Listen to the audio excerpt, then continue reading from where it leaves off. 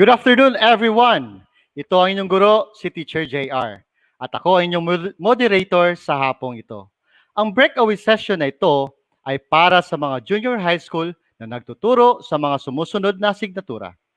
We have mathematics, science, MAPEH, and values education.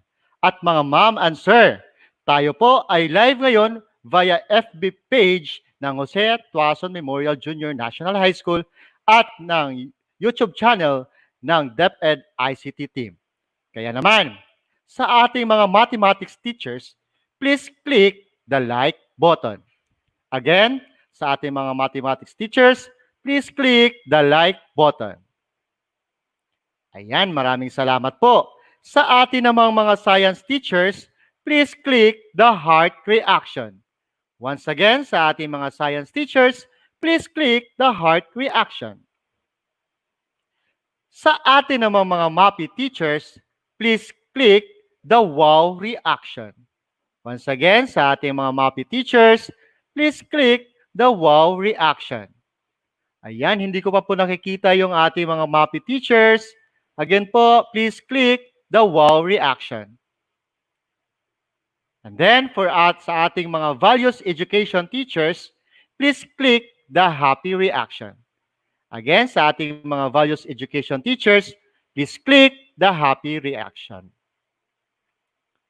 I think we are now set to start our return demo session. So our school's division superintendent, Dr. Josephine L. Fadul, OIC Assistant Schools Division Superintendent, Dr. Christine C. Bagakay, OIC Chief, Curriculum Implementation Division, Dr. Maria Fe D. Subuan, Chief, School Governance and Operation Division, Dr. Josefina B. Palaka, all education program supervisors, all public district supervisors, and other DepEd personnel, school heads, and teachers, good afternoon once again. Sa hapong ito ay matutunghayan natin ang galing ng mga masuswerteng participants natin na mag-showcase ng kanilang return demo sa paggamit ng Learning Management System. After ng lahat ng mga demo, ang mga education program supervisors natin sa mga naturang asignatura ay magkakaroon ng reaction o comment sa mga presenters. So ngayon, nandito na ang unang sasalang. From the mathematics group, let's all welcome. We have from Tagum City National High School, Ma'am Melissa Keth Sarilla, and from Jose Tuason Memorial Junior National High School, Ma'am Emery E. Aquino. Good afternoon, Ma'am. Good afternoon, sir. Good afternoon, sir. Okay, so shall we start? Good day, everyone. I am, again, Mrs. Melissa Kit A. Sarilla from Tagum City National High School. For today's demonstration teaching, I will be acting as the teacher. With me is Mrs. Emery Aquino from Jose Tuason Junior Memorial National High School. She will be doing the role of a student. Now, dear teachers, the lesson exemplar we prepared for today is on Mathematics Grade 10, which covered the 8th week of the 3rd quarter. The learning competency that will be taken up is the learner finds the probability of A union B. This has a code of M10SP-3GNH-1. Disclaimer, konting disclaimer. Our lesson exemplar is good for 60 minutes, which focuses on finding the probability of both mutually exclusive events and non-mutually exclusive events.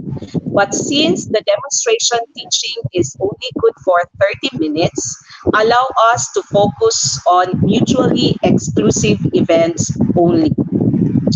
Furthermore, we will be doing synchronous learning, or the online distance education that happens in real time.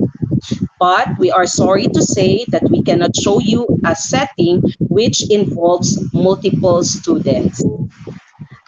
Ma'am Emery, are we ready to show our Yes, video? yes. Okay. Good luck to us.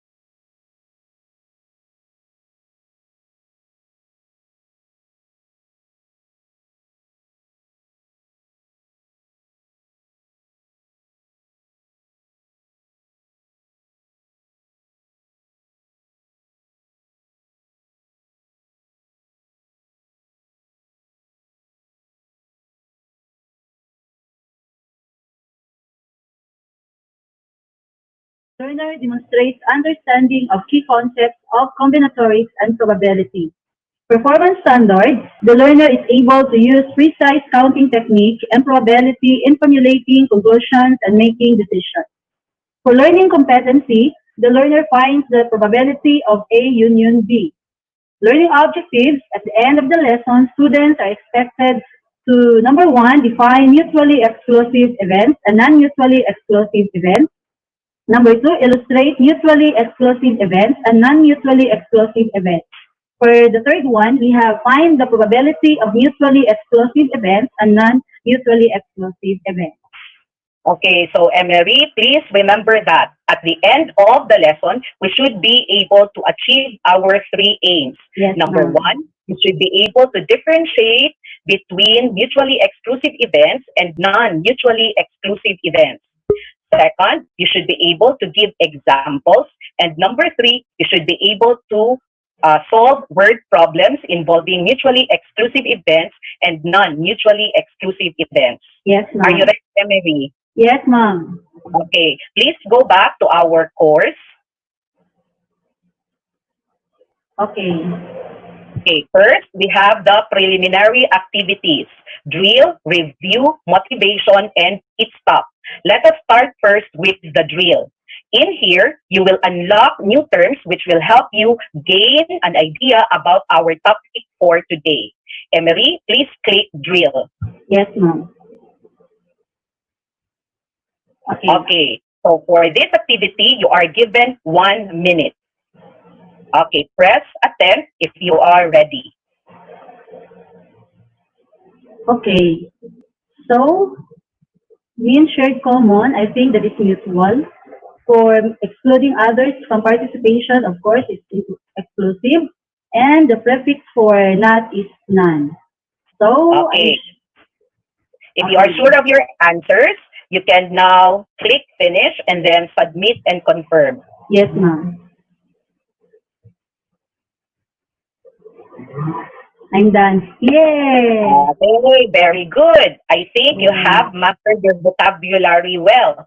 So Emery, please remember that when we say mutual, keyword is common. When we say exclusive, keyword is exclude. And when we say none, keyword is not. Is that clear, Emery? Yes, ma'am. Yes, ma'am. Okay, let's go back to our course. Okay. For the third part, we have review. So, in this part, you will review the basic terms in probability that you have taken up when you were in grade 8. Do you still remember the key terms, Emery? Yeah, I will try to remember all those things about Okay. probability. Okay, please click review. So for this activity, you are given 2 minutes to answer. If you are ready, Emery, press attempt and then start. Okay, the set of outcomes in an experiment, I think this is all about sample space. Activities, so refer to experiment. For the composition of two or more, so composition, I think it's compound event. Results, so of course, results means outcome. For the set of possible outcomes from a particular event, so this is a particular experiment, this is event. And single outcome, this is a simple event. Okay, I think Okay, I'm if done. you are sure of your answers, click finish and submit.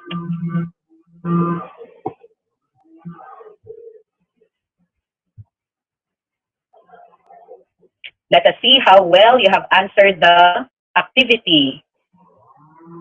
Wow, very good. You have answered everything correctly.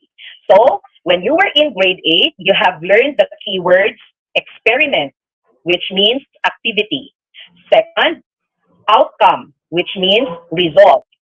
Third is sample space, which is simply the set of all outcomes. Next, event. Remember, it's a particular experiment. Simple event, that is single event. And when we say compound events, it's a composition of events. Yes, ma'am. Okay. So let's go back to our course. Okay. The fourth part of our lesson is motivation. Okay. So this activity will help you top your prior knowledge in basic probability, specifically how to find the probability of a simple event. Can you still recall those things, Emery? Let's see, ma'am. Okay, please click motivation. Okay. Okay, if you are ready, you may now start. Okay, so let us see how well you have mastered your grade 8 mathematics. The problem is find the probability of getting a sum of 8 when rolling 2 dice. The first here is what is the experiment. So experiment is about the activity. So this is rolling 2 dice. So I will Okay. place this one here. Am I correct, ma'am? Okay. Yes, you are doing Then, well. how many possible outcomes since there are 2 dice to roll? So 6 each die. So that is 36. What is Okay. the event? So getting a sum of 8. Then Okay. getting a sum of 8. Then for the possible outcomes, so sum of 8. Okay, I think very obvious. It is 5 because left here is Okay. 5 over 36, and the probability is 5 over 36. Okay, don't worry. After this, we will discuss each question. Are you sure of your answers, Emery? Yes, ma'am. Okay, please click finish and submit.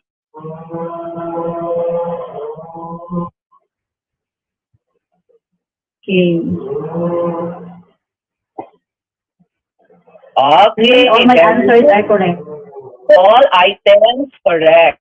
Okay, so again, remember, when we say experiment, it's the activity. So rolling a die. Sample space is you exhaust all possible outcomes. So since for the first die, there are 6 possible ways, and for the second die, there are also 6 possible ways. So by fundamental counting principle, 6 times 6, you have 36. You can refer to the given figure there above. So there are 36. Event. Event is a particular experiment. So out of the activity, what do you want to do? So you want to get a sum of 8. Now, why is it that the possible outcomes of the event is 5? Okay, looking at the figure, you have sum of 8. So first one would be 2 for the first die, 6 for the second die. So 2 plus 6 plus 8. Yes. So what are the other possible outcomes aside from 2 and 6? Okay, we have 3 and 5. 3 plus 5 is 8. 4 and 4. Okay. Then 5 and 3. Then 6 and 2. Okay, so there are 5 possible outcomes. Now, remember this also, that in your grade 8 math, probability of an event is equal to the number of outcomes in the event all over the number of outcomes in the sample space. Now, you should also remember that when we say probability, you can express that as a fraction or a decimal or a percent. So in our case, we will choose fractions so that we will try to avoid lengthy computations. Would that be okay with you? Yes, ma'am. Okay. So do you have any questions so far? No, ma'am. None, ma'am. Okay, I guess I can see that you have really mastered your grade 8 math. So let's go back to our course and proceed to pit stop.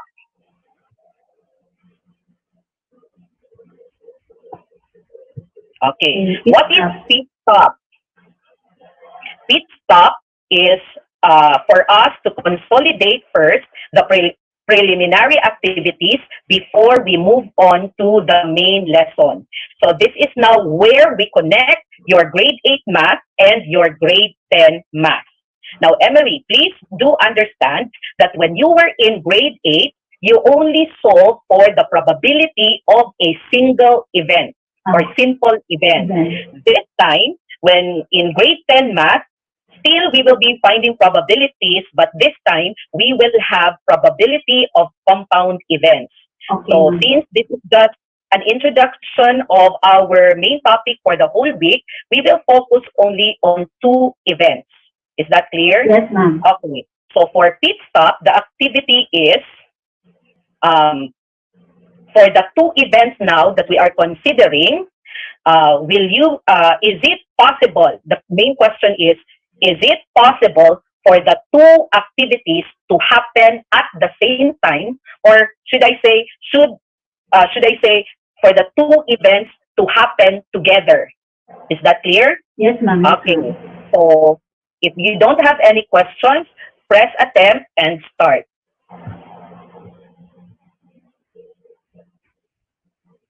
Okay, so it is possible for the 2 events to happen together or at the same time. First is getting a king and getting an ace. So from the deck of cards, king is different from ace. Therefore, can I have it for together? Yes. King is different from ace. Therefore, true. So is it possible to Yes. it is possible Yes, for ma'am. them to happen together? Yes, ma'am. Okay.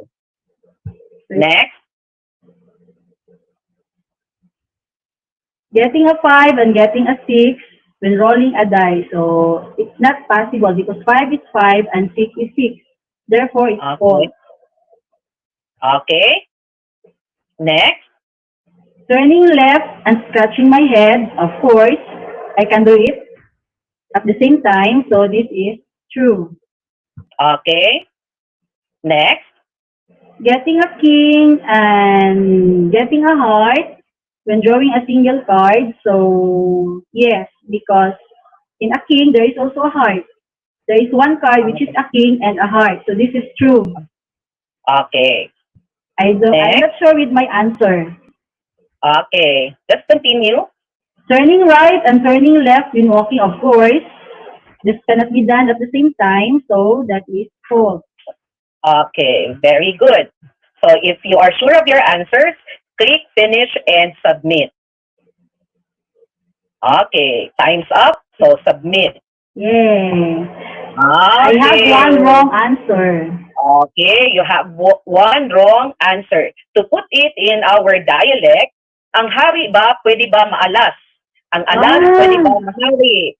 Yung card Okay. pala yun, ma'am. Yung king, tapos yung ace sa card. Yes. Okay. I thought yung So, ace yun yung isang flower. Tama pala, ma'am. Okay.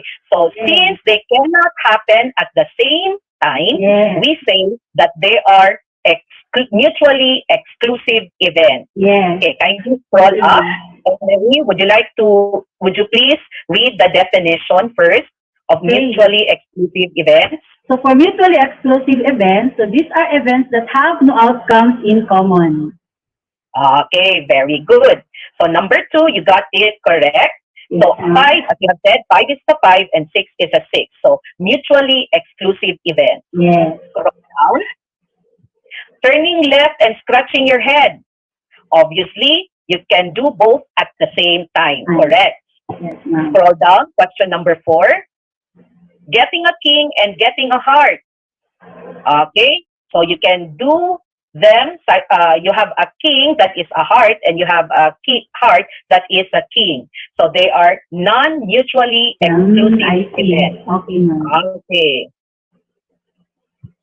So will you please read first the definition of non-mutually exclusive events in number 4? For the not mutually exclusive events, these are there are outcomes that are common to A and B. Okay, very good. So do you understand now what we mean by Yes, mutually ma'am. exclusive events and non-mutually exclusive events? Yes, ma'am. Okay, are you ready for our main lesson? Okay. Okay, Now so ready. please return to our course. The 6th part is activity and analysis. Okay. So now you will extend your knowledge on probability. Emery, please prepare your ballpen and notebook. Yes, ma'am. So again, as we have said a while ago, when you were in grade 8, you only considered probability of a simple event. This time, you have probability of compound events. So dalawa na yung events natin. Yes, ma'am. Okay? So click activity and analysis. So this time, there is no time limit for the activity. I will assist you as you go through the activity. So attempt quiz now. Okay, Emery, please read the problem. Okay, a bag contains 20 chips numbered 1 to 20. If a chip is drawn randomly from the bag, what is the probability that it is a number less than 3 or a number that is divisible by 3? Okay, let us not go right away in finding the probability of the two events. Let's do it step by step. So, question A. What is the experiment in the given problem? Okay, so drawing a chip. Okay. Drawing. Again, experiment means Yes. activity. Next page. Okay. This time, you are asked, how many possible outcomes are there in the sample space? Okay, so the given chips is 20. There are 20 chips, therefore the possible outcome is 20. Okay, very good. Next page. Okay, same problem, but this time, what is, by the way, let me ask you, what are the two particular experiments in this problem, Emery? Okay, from the given 20 chips, so I have to find the probability of first, a number less than 3, and the second, a number that is divisible by 3. Okay, very good. So what is the first event? So a number less than 3. So getting a number less than 3. Getting a Okay. number less than 3. Okay, next page.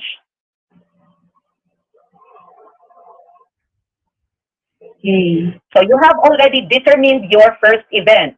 Now, how many possible outcomes are there in the first event? So a number less than 3, so there are two outcomes, and these are 1 and 2. 1 and 2 are the numbers less than 3.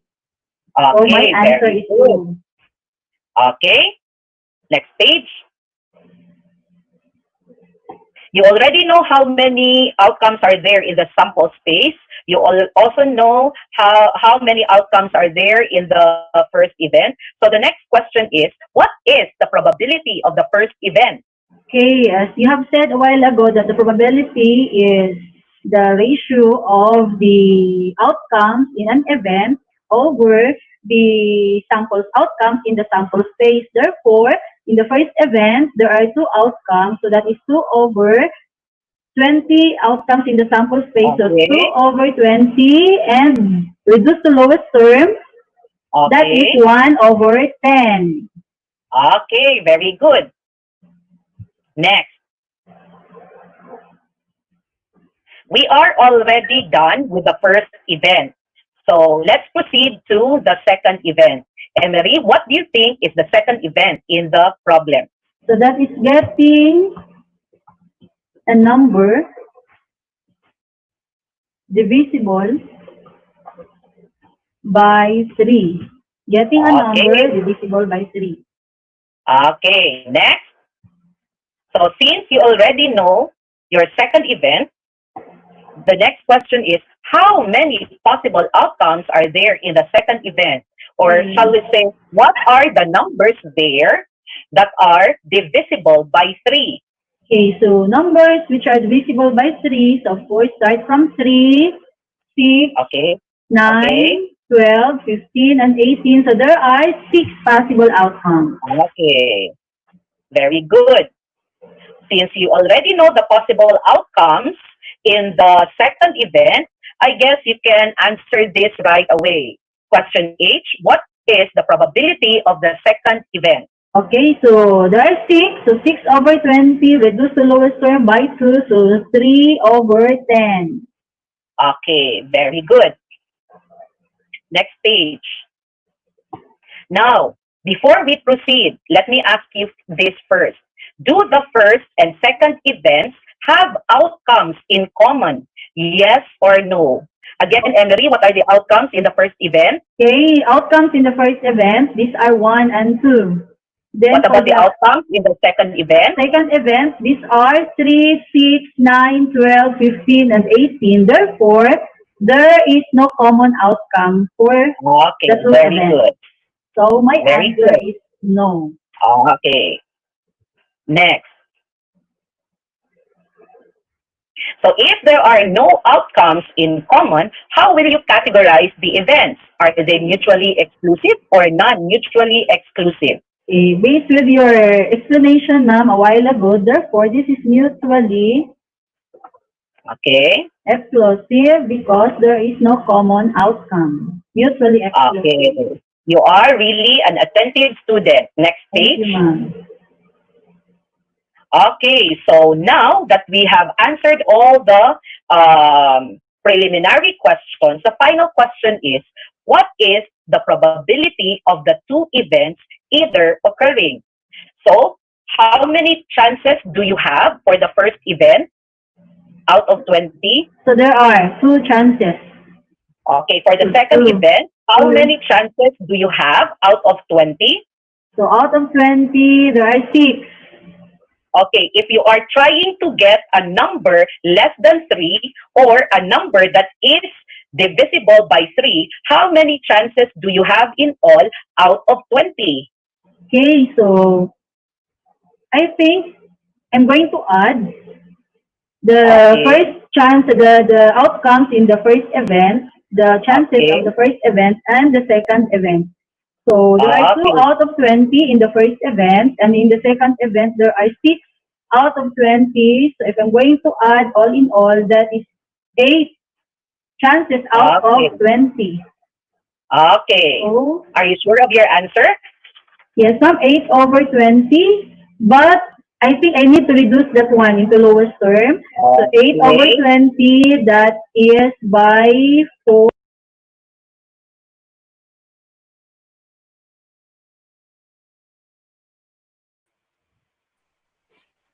Ayan, ma'am.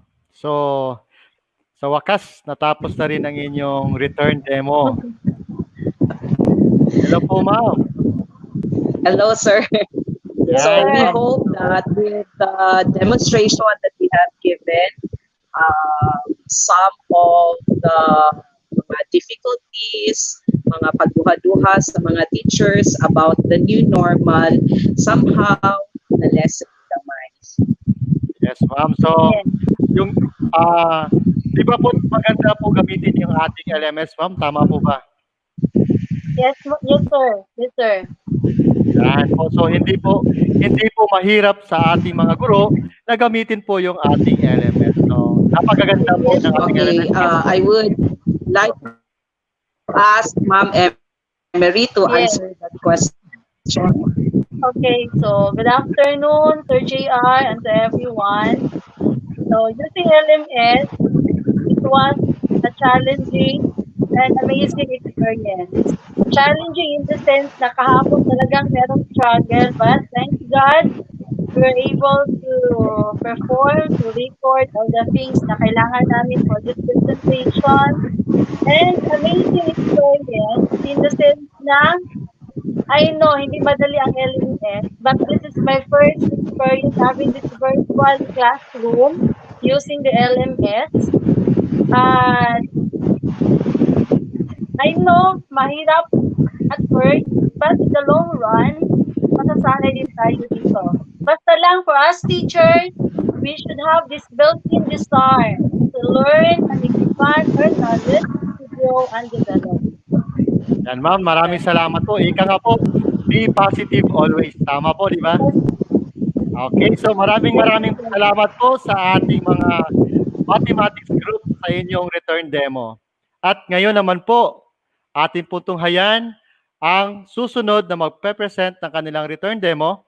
Walang iba po ang ating science group na ito. Galing po silang dalawa sa Tagum City National High School. We have, help me welcome, Sir Romel S. Villarubia and Sir Henry F. Haranay. Hello, sir. Magandang hapon sa mga puging teacher ng Hi. Tagum City High School. Good afternoon, Hello. sir. Hello, good sir. Good afternoon afternoon. po. Hello, good afternoon. Okay lang po ba audio ko? Yes, Sir Romel. Loud and clear po kayo, sir. Thank you po. So, before anything else, pabati muna. Good afternoon po kay Sir Roger Martinez, sir. Thank you for the support. Principal namin. Thank you, At Sir saka Roger. sa Science Department po ng Tagum City National High School. Hi, guys. And to the Especially to Ma'am Lorraine Cecilia Villarosa, our Hi, Ma'am department head. Pitoy. And of course, Tagum City National High School family. Yes po. Greetings na rin po sa aming education program supervisor, Dr. Hanilyn A. Boyles. Salamat po, Ma'am Hani, for the support. Okay, so our LMS, ito na lang po, feature ng LMS namin. Okay, kasi baka mamaya wala na tayong time after. I-announce na lang namin. So, yung concept ng LMS namin is 3 I's po. Tatlong letter I. Okay? Number 1 is interactive. Okay, so meron siyang simulation, self-check, and prompts. And yun, first I. Second I po is stand alone. Hindi bitaw. So it is intervention. It means it is a less teacher intervention. Okay? So minimal lang po ang aking role doon sa akin as a teacher. And last I po, stress-free. Hindi bitaw internet-based or internet-free pwede siyang ma-run. Yun po ang attempt natin. Sir Henry? Yes, sir.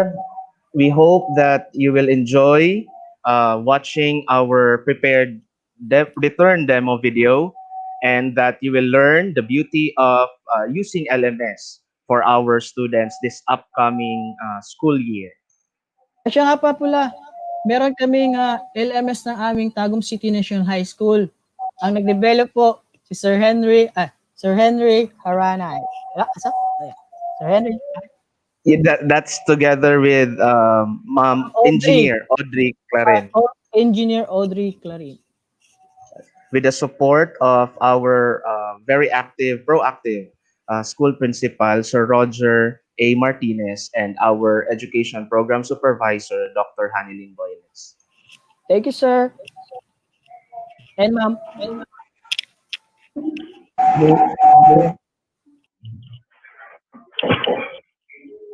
One, two, three, go. Hello, good morning. Good morning, sir. Good morning, Jack. Good morning, sir. How are you today? We're fine, sir. Thank you. Ikaw, sir. I'm very good. Yeah. Are you ready for our lesson? Yes, sir. Okay, so please go to the LMS that I provided to you. Can you share your screen, Henry? Yes, sir. Sir, dili ko ka screen share, sir. Okay. I will allow you to screen share.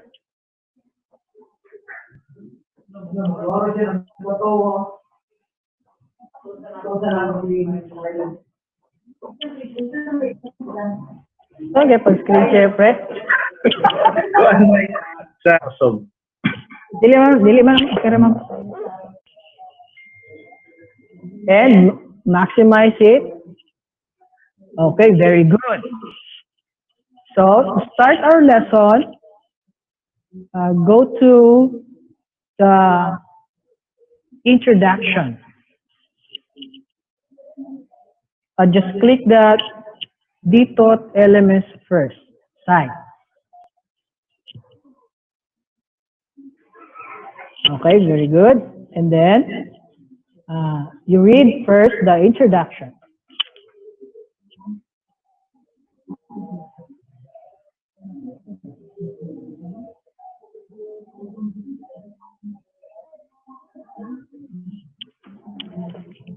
Can you read it aloud, Henry? yes, sir. Good morning, sir. For introductory message. For the learner, this LMS is designed primarily to help you learners continue learning despite the present situation. This effort of DepEd is a way to cope up with its goal in providing the quality education you deserve. It is easy, user-friendly, and interactive.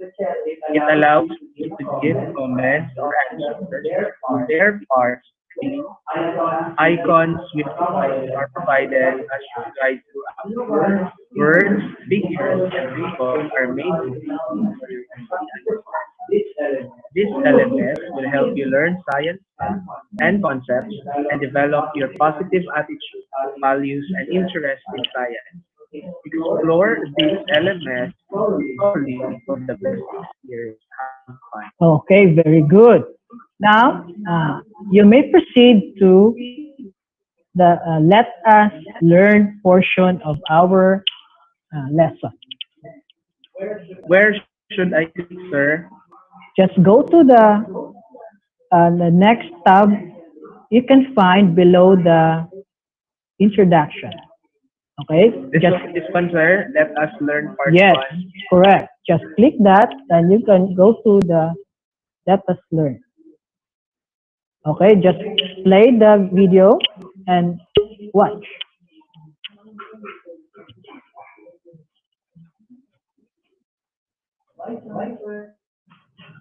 Bye. Hello.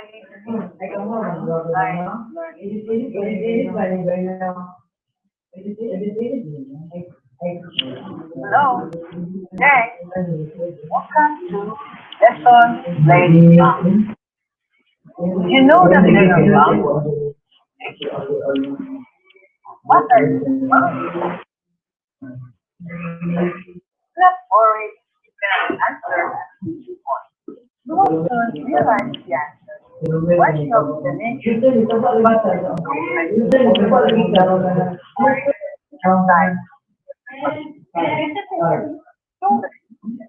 Number one, identify the types of face boundaries. Two, describe three types of sonic face boundaries. Three, determine the sonic features for face boundaries. And four, create photos that demonstrate face boundaries. Just click the Open Summary dialog. Okay, so did you understand the lesson objectives? Yes, sir. Okay, so just click the Understand tab. This one, sir, I understand the lesson. Yes, yes. So that we can proceed to the next lesson or the next part. Okay, just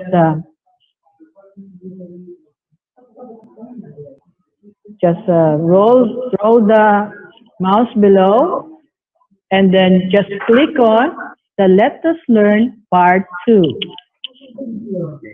Okay, sir. I hope it is clear to you our objectives of the lesson. Can you read the direction of the Let Us Learn Part 2? Yes, sir. Familiarize yourself with the following terms used in this lesson. View the video and then answer the flashcard game in the link provided at Let Us Learn Unlocking of Terms. Okay, so first you have to play the video to familiarize the terms. These terms are used in the lesson, so try to familiarize it.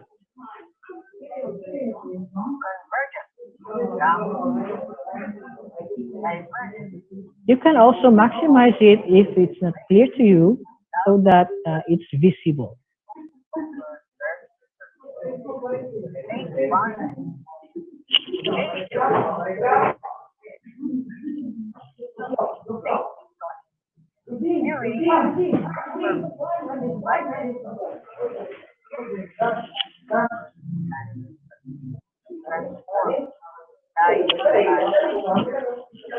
Okay, now you can answer the flashcard game.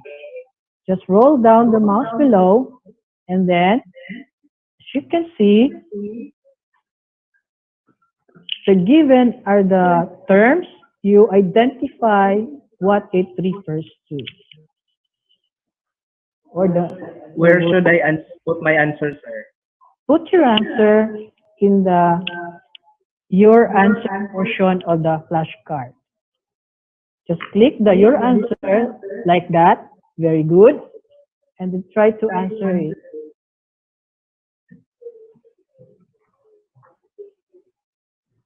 Then I will click the check, sir. Yes. Okay. Very good.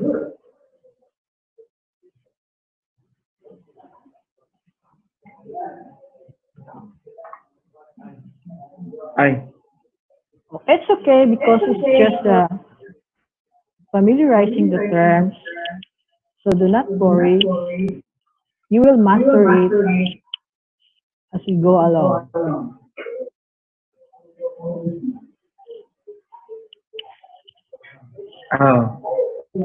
Very good. Look where to place me. You can refer to the video above.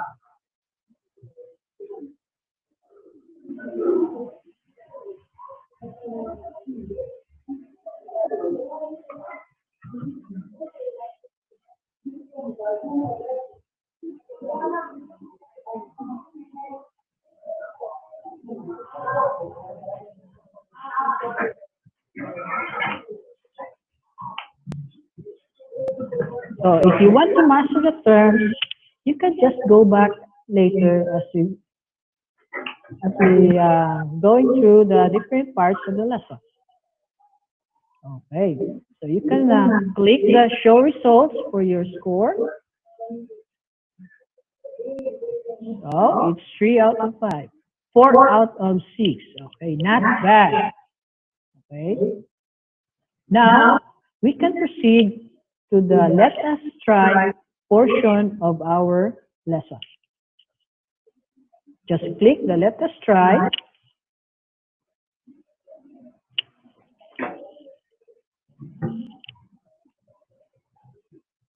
Again, can you read the instruction for me, Henry? Let us try. View this video for instruction. Then click the link for the drag the words activity. Okay, so view the video first. Great job. We're now making several thinking. How well do you know about economics? Let us try to find out what honestly answering the following questions.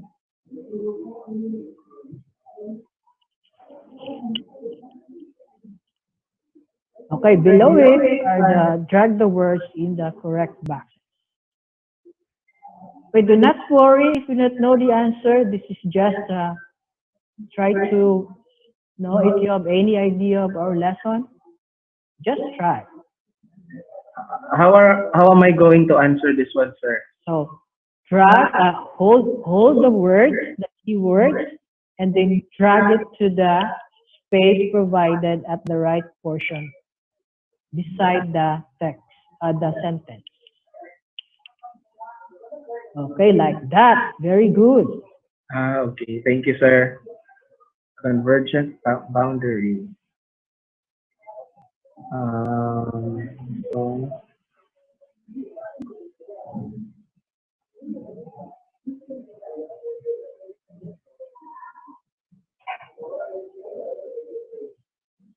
I'm Okay. done, sir.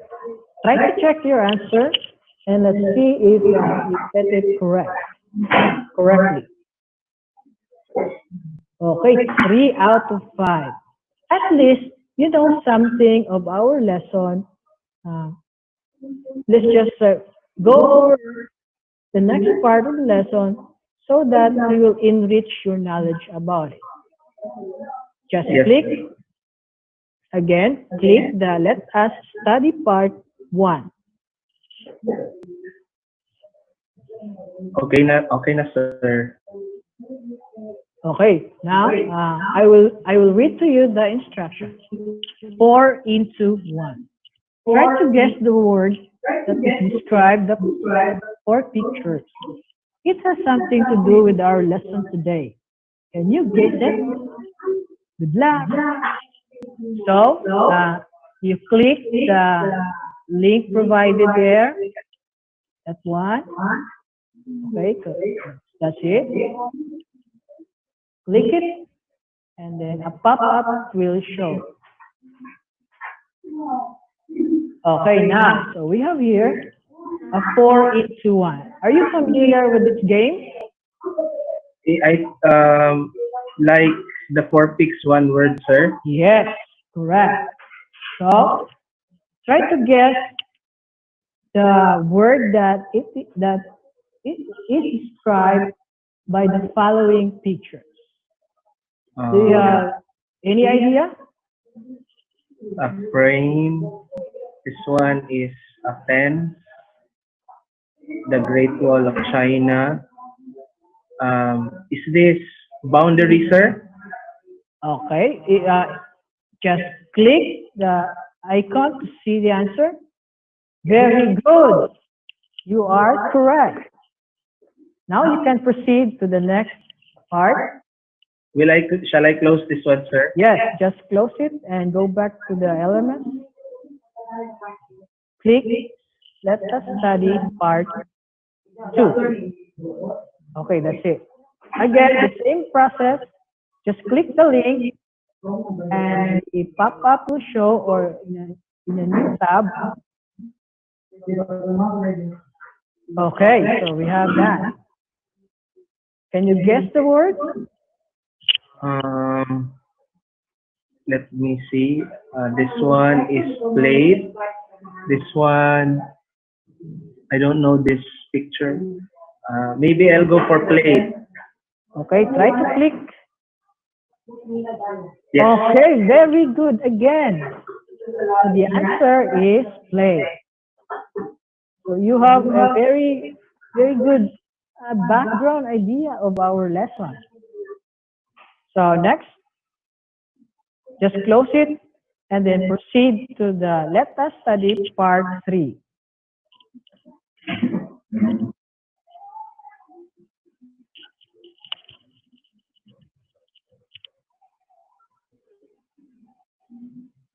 I'm in, sir. I'm in Okay, the Let Us Study Part 3. you can play it.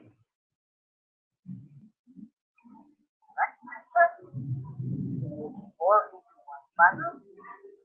No, what is the answer is I can hear you. Okay. Very good. Answer is boundary. Yes, boundary, boundary, boundary, boundary. Now, how does boundary make sense? Learn that as well as our discussion. Do you know the word today? Yes. No, that's all you but actually to be about who interact according to this one. Third person like the move forward planet. We have here the image showing the Earth according to which interact around the sky.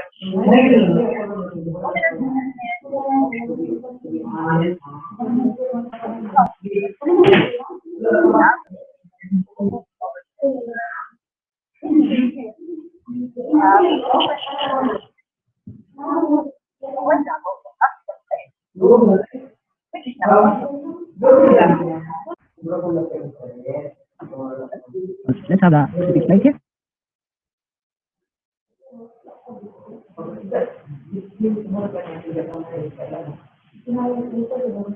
This plate is moving at 8.10 centimeters per year. And another thing, if you know the Philippine plate is also moving at about 6.35 centimeters per year. You have your Philippine plate, and it is moving west towards the Russian plate. You have your Philippine plate, it is moving west towards the Russian plate. And the Russian plate. Okay, we have here an example of this plate.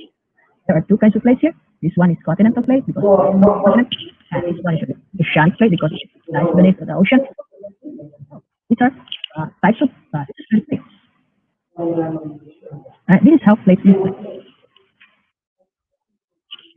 Finally, we have boundary here. In the beginning of the presentation, we mentioned boundary there, and so it's here. So when I say plate boundary, it's the location where it's a spherical plate. In this example here, we can see boundaries here as colored lines in the color corresponds to different types of plates. You can open the summary dialog.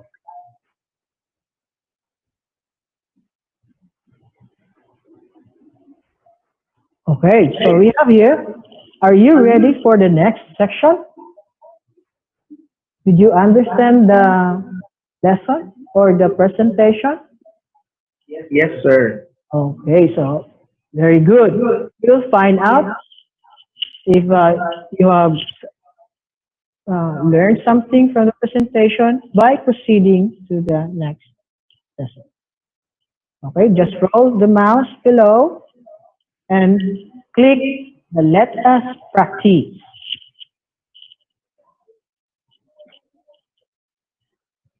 Okay, so we have here. Good job. You made it this far. Let us continue moving. Diagrams show a plate movement. Study this diagram and answer the guide questions that follow. Okay, so observe closely the diagram and then you answer the next questions in the next slide. Just click next. This one, sir, or this one? Ah, okay. You can choose either way.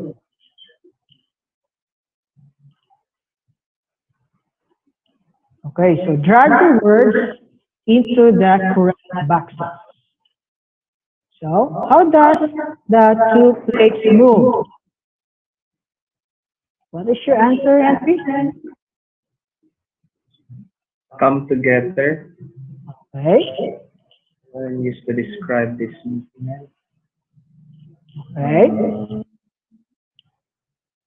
Can you describe? Yes. And then check. okay. So we have. You can try to see the solution if you want. Okay, so baliktad, no? But anyway, please describe the plate movement here. The plates are colliding with each other, sir, and one plate goes down, and then that's it, sir. The one plate goes down. Very good. So, if that is the case, we call it a convergent plate boundary. Okay, we can proceed to the next slide. The diagram shows a different plate movement. Again, observe, then answer the next slide.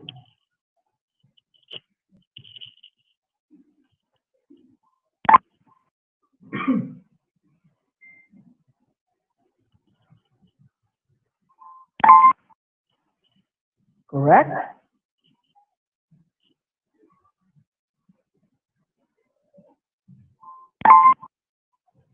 Correct? Okay, very good. Perfect. So let us proceed.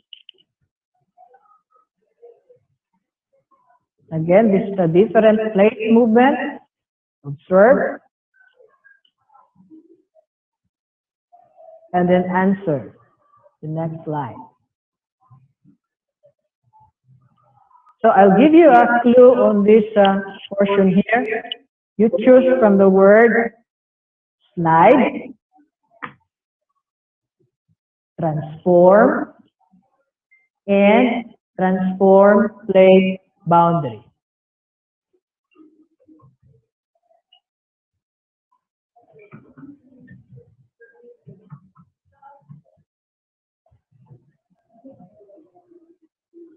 Are you sure with your answer? Yes, sir. Sure. Okay, very good. Let's try to see if it's correct.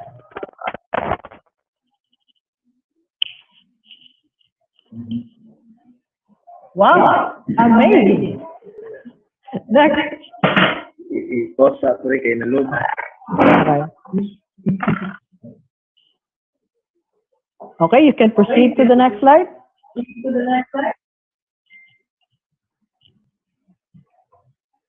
So choose the correct statement. Plates move apart at divergent plates. Correct. Next. Plate on its own.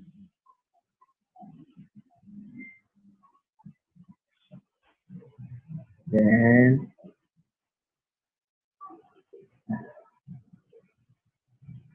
Wow, perfect. Okay, you can click the summary now. So 9 out of 13. Very good. Next, let us proceed to the let us practice more. This time, this is the application of those concepts of plate boundary.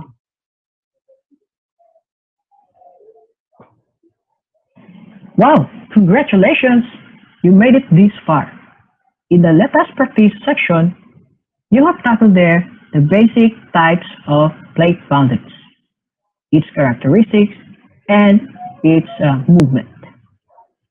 Now, this time, let us move further and try to figure out what are the geologic formations and processes that will happen if those movements occur. So I have here plate motion simulations. Basically, what we're going to do is just move around the simulations and observe what will happen. Uh, Let us pick a direction for plate 1 to move. Choose this, say convergent, go directly. So we have here, this is how the convergent boundary looks like. Then let's pick a time. So this is a time lapse for 20 million years. So on the right portion, we have legends here, earthquake, mountain, volcano. So what do you think will be formed or will happen if there's convergent boundary? Okay? Any idea? Okay, so let's start. So let's just click the run and observe. Okay, so what are these circles here?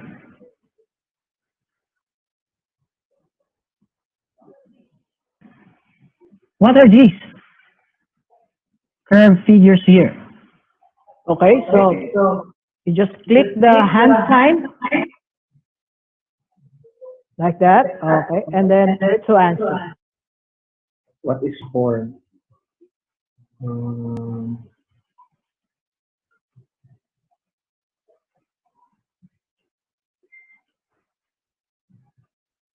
Okay, place it like that. That's it. And try to check. Okay, very good. You can proceed to the next. Next, so let's have divergent boundary. So divergent, the plates move away. So let's choose here. And let's see what will happen. So this is the divergent boundary. Again, let's pick 20 million years. Run.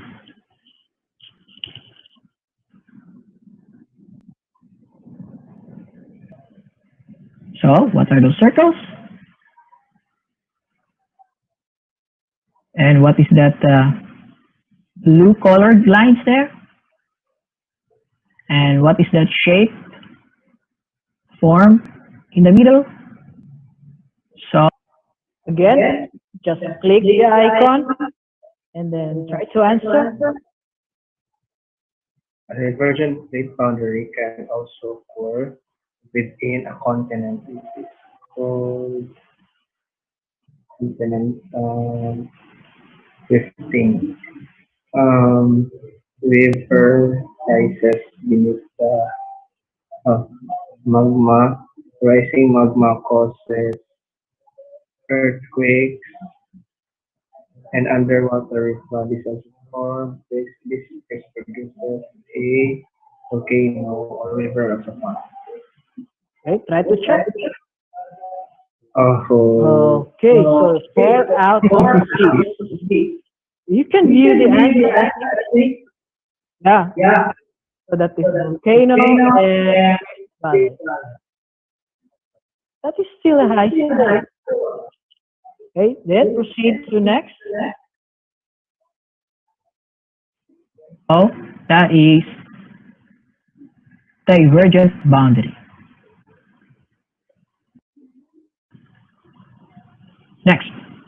So another, we have also transform boundary. So let's pick this one and then run. So what is that geologic event that is happening?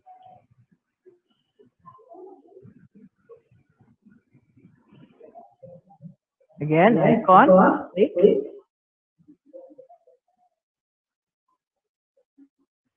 um, earthquakes.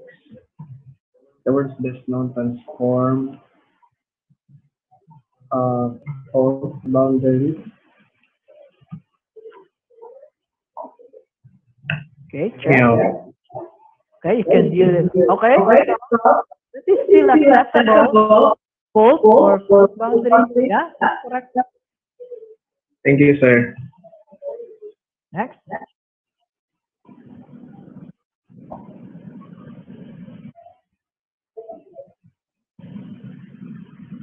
Okay, so we have here, what is this figure? Abandoned riverbed. And we have also river, new river direction. And we have also the the line here that is created as the fault, fault line. Okay, so that's it. Try to answer in the video. Good luck, guys.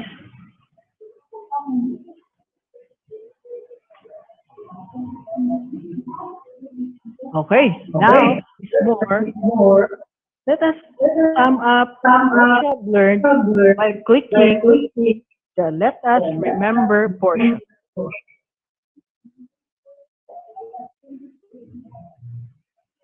Okay, so we have here, fill in the missing words. So you can find the answers in the following words given. All you need to do is identify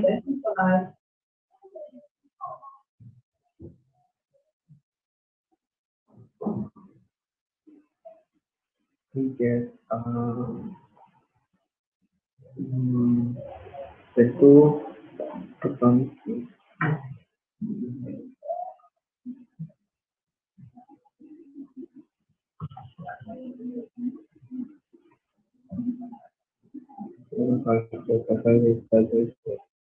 It is known as right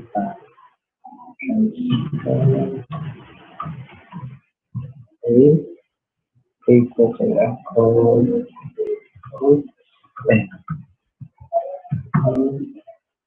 it took the calculated calculation of the composition causes um,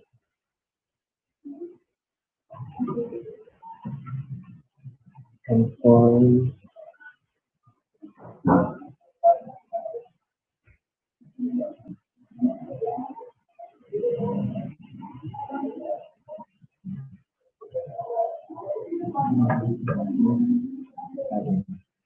and two sections like in chart and the I'm sorry nothing called ocean and also for in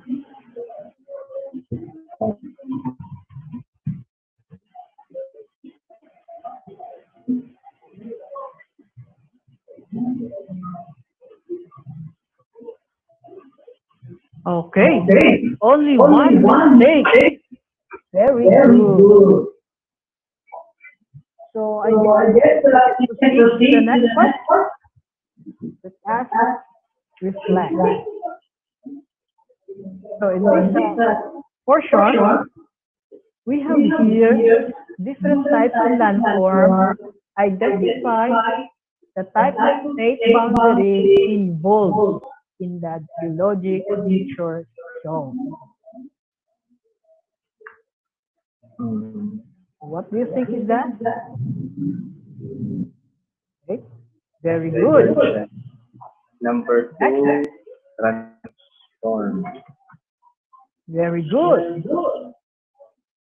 Another? Number three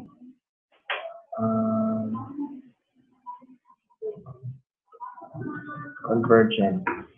Awesome. Okay. Show yourself. Very good. So, I think we are in the last part of the lesson. Let us now check if you actually learned a lot from the lesson. Click on that as assess.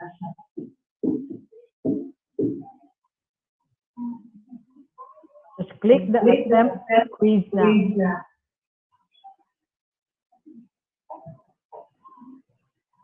Okay, number one, which feature could form a divergent lake boundary?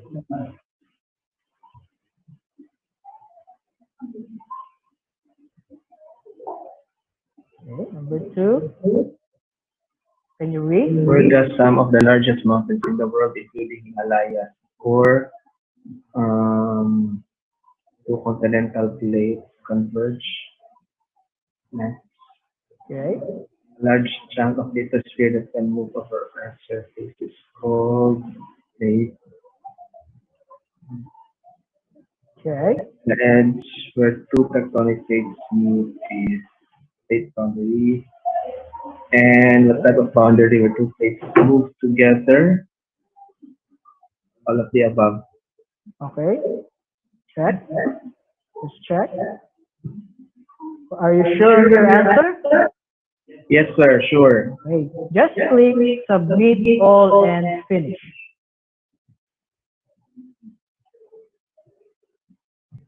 Okay, so you have 3 out of 5. Anyway, it's a passing score, so no worries. Okay, just click finish review.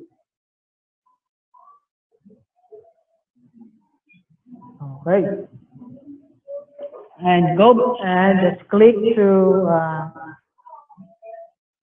LMS site. Okay, that's it, Henry. That is our lesson for today. I hope you really learn a lot from our lesson. If you have questions and clarifications, you can comment or chat in our LMS chat box. Thank you, Good sir. day, God bless, and goodbye. Goodbye, sir. Thank you. Bye. You're welcome. See you Okay, maraming around. salamat sa ating mga presenter from the science group.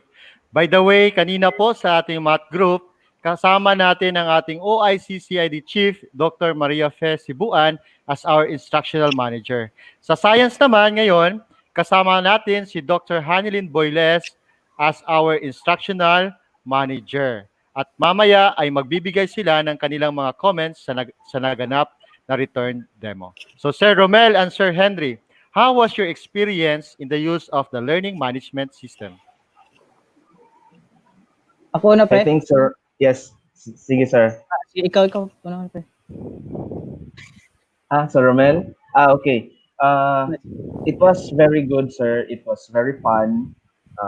It was very interactive kasi me personally as a student that time, no, assuming the role of a student, it was overwhelming in my part to see a lot of interactive videos, a lot of interactive content that was presented by Sir Villarubia. And it was amazing because if I was really the student, it would really amaze me. It would really motivate me to learn more about this LMS and to, be excellent, no, by using this platform. So, Romel, Yes, my experience, it's fun, challenging, and ako'y kodigo dire. And you will learn if you have no choice but to learn. Mo na ako na ibala. Okay, so thank you very much mga sir. Maraming salamat. Okay, so bago po tayo magpatuloy, nakita ko po sa isang post ng isa sa ating PSDS, we have Ma'am Shoni Salva. Ayan po, kompletong-kompleto po yung ating mga public school district supervisors and education program supervisors. Nasa CID po sila ngayon at andun po, very busy po. Kasi po sila po yung ating mga instructional managers or supervisors sa hapong ito. Okay, so at this juncture, let's proceed to the MAPEH group with their instructional supervisor, our education program supervisor in MAPEH, Sir Isaias E. Maghuyop. Ladies and gentlemen, help me welcome Ma'am Rochelle Villanueva and Ma'am May Ann Sacro, both from La Filipina National High School. A virtual clap for them. Ayan. Yes, sir. Good afternoon, Ma'am Hello, May sir. Ann and Ma'am Rochelle. Yes po. Hello, Sir JR. How about you, Ma'am Rochelle? Good Good afternoon afternoon. po. Okay, so you're now on the floor, ma'am.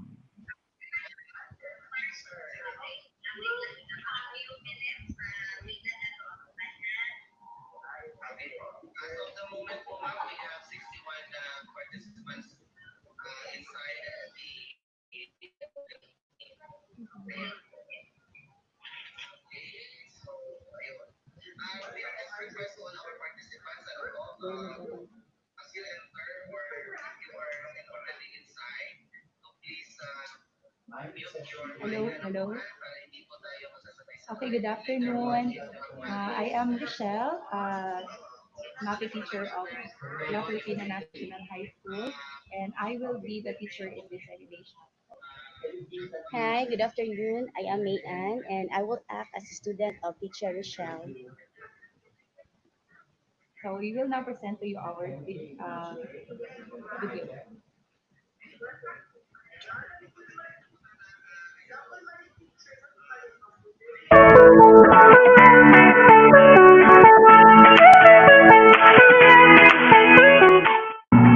Hello everyone, I am Rochelle and I will be the teacher in this simulation for MAPE 9, specifically in music. And I am May Ann, the student of teacher Rochelle, who will be navigating the different learning activities she prepared through the learning management system. What I prepared is for asynchronous learning, in consideration for those students who do not have a stable internet connection at home. So, are you ready now, May Ann? Yes, I am, teacher Rochelle. Have a great time, everyone. Good day. I will now show you how I created my course using the LMS. First, I sequentially planned my lesson using the Unified Lesson Exemplar, anchored on the most essential learning competency in Music 9. This will serve as my guide in creating my LMS. My lesson exemplar is now ready. Let the navigation begin. In the taskbar, I will type lms-debit.gov.ph. I will then log in by typing my username and password.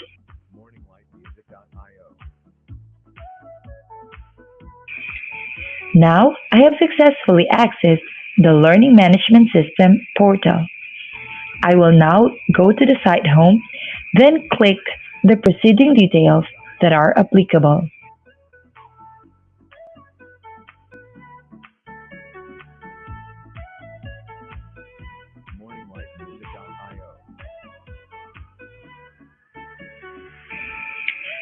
Finally, I can now create my lesson by clicking the Add Course button. Fill out the course full name with my subject title, Music 9, and the course short name with its shortened version, MUS.9. My lesson will be all about the music of the Renaissance period. This will be written on the description box. Once done, I will make sure that a Save and Display button located at the bottom part should be clicked. Then turn editing on, so I can now begin working with my preliminaries.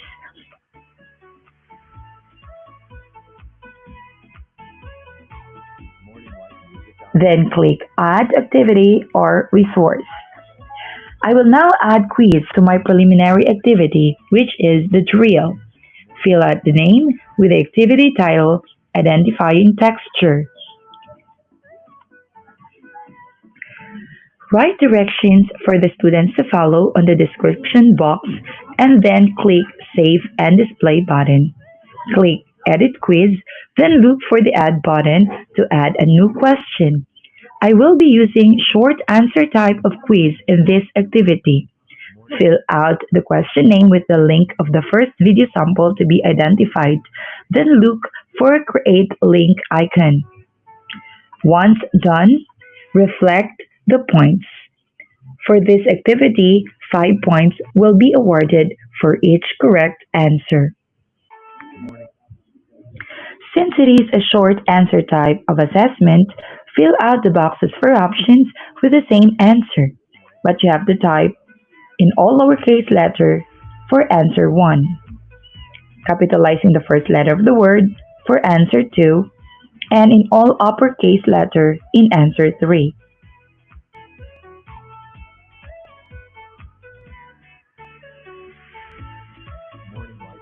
Then write 100% for the grade. Then click Save Changes. I am going to use the same process for the remaining item in the drill part.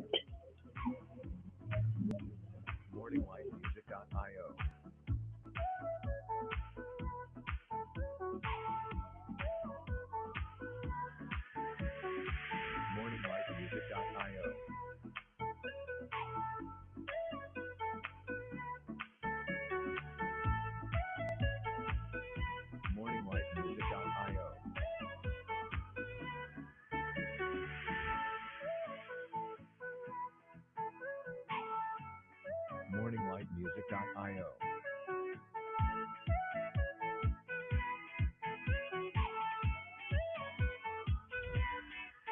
morninglightmusic.io.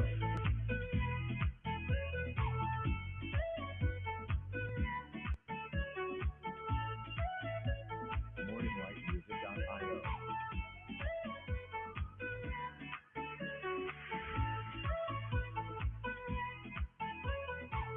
morninglightmusic.io.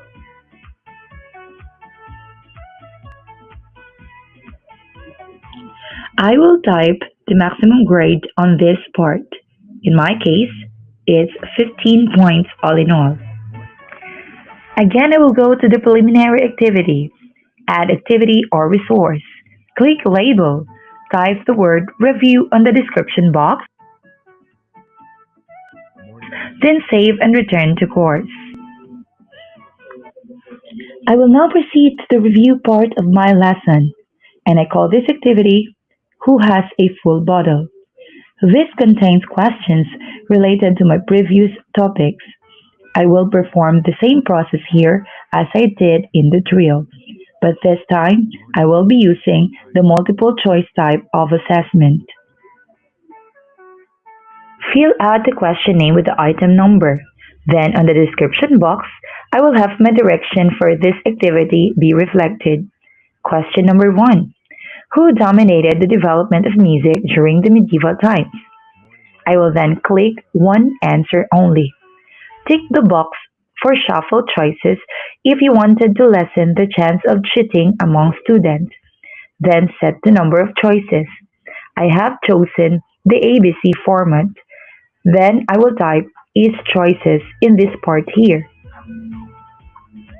Option number 1, church. Since it is the correct answer, I will put 100% on the grade. Just leave none for the rest of the choices. A feedback is encouraged so that the students will become more motivated. For the correct answer, I type the word, you got it right. And for the wrong answers, I reflected the word, study harder, as a form of encouragement. Then don't forget to click Save Changes at the bottom part. morninglightmusic.io. I will do the same process with the remaining questions.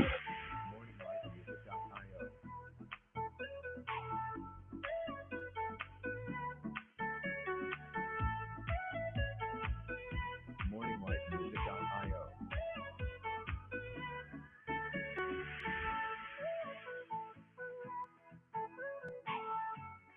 morninglightmusic.io.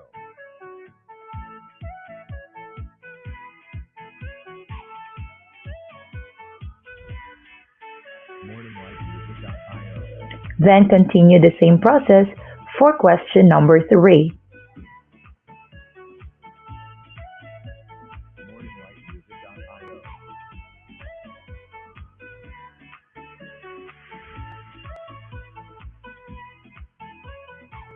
morninglightmusic.io.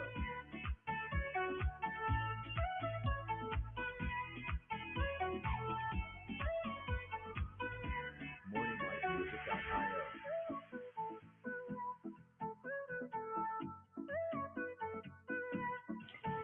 Then click Save Changes.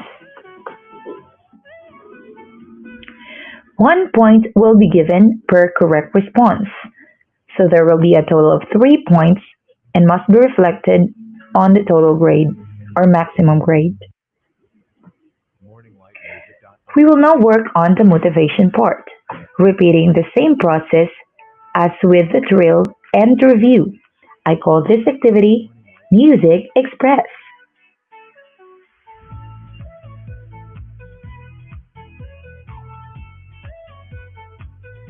morninglightmusic.io.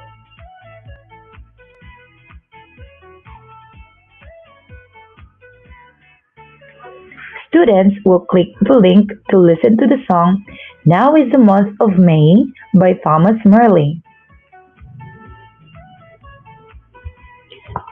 After listening to the music, students are encouraged to state their opinions freely on the reflection questions. How did the music make you feel? Why? What did you think about as you listened to this music? There is no correct or wrong responses in answering the reflections. Have them record the responses of the reflection questions and send it to me via email account. We are now down to our developmental activities or the lesson proper. Click topic 2 and type developmental activities. Click add activity or course. This time I have chosen a file for this activity since I will be selecting a file from my personal file folders. Then save and display.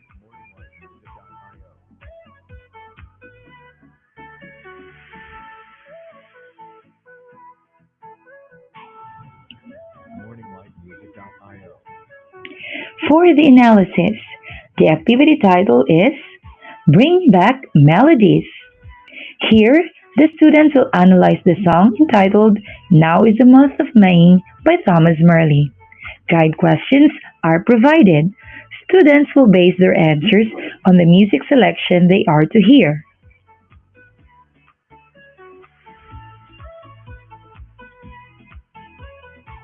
Morninglightmusic.io. Question number 1. Which text setting style was used? Choice 1. Syllabic. Since it is a correct answer, I will put 100% on the grade. And the feedback. Choice 2. Pneumatic. Choice 3. Melismatic. Morninglightmusic.io.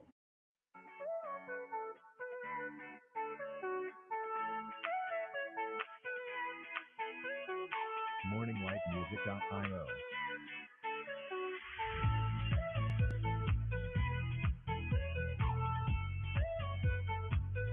Morninglightmusic.io.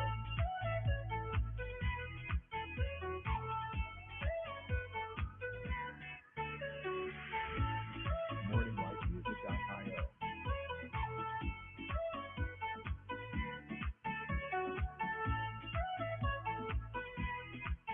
Morninglightmusic.io.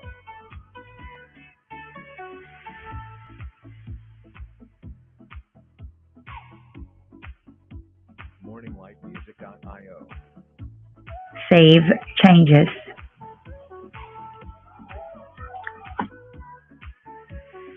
Morninglightmusic.io.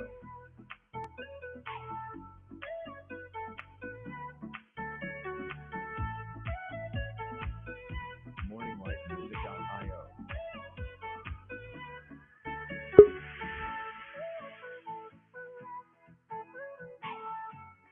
Morninglightmusic.io.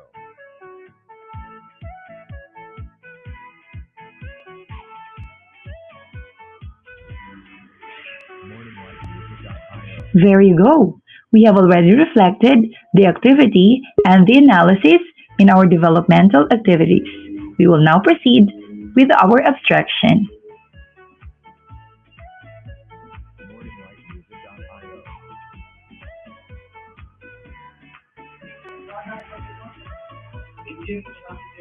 The title for our activity under abstraction is Legit or Fake.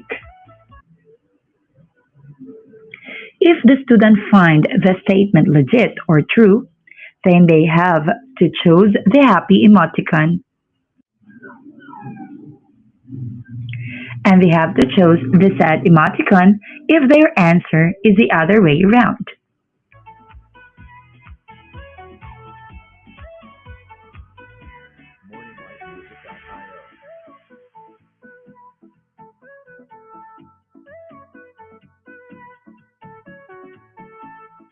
Morninglightmusic.io.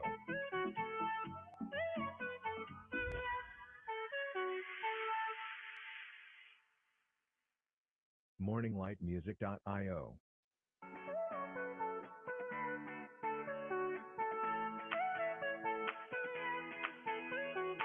morninglightmusic.io.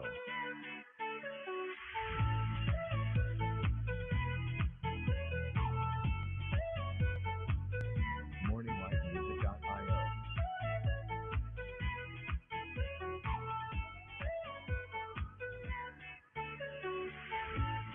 Morninglightmusic.io.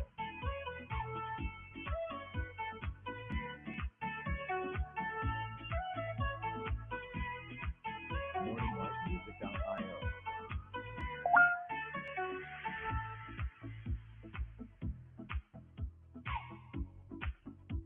Morninglightmusic.io.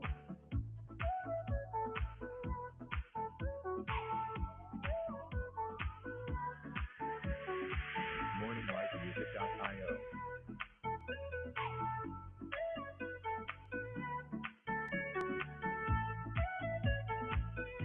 Morninglightmusic.io. Morninglightmusic.io.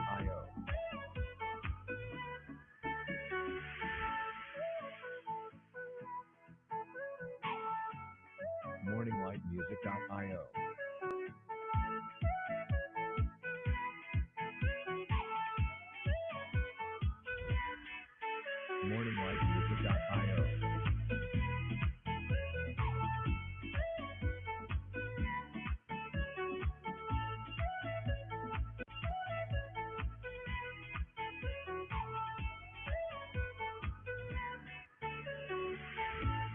Morninglightmusic.io. Morninglightmusic.io.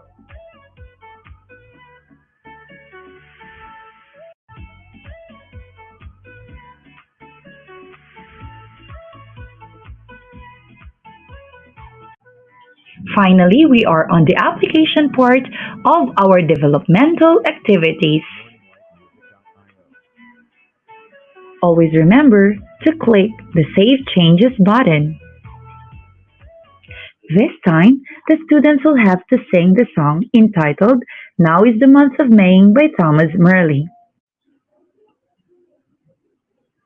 Direct them to have a video of their performance and tell them to submit it via email account. Don't forget to attach the rubric for solo singing performance. We are now done with our developmental activities. Evaluation time! For the evaluation, we will have the fill in the blanks.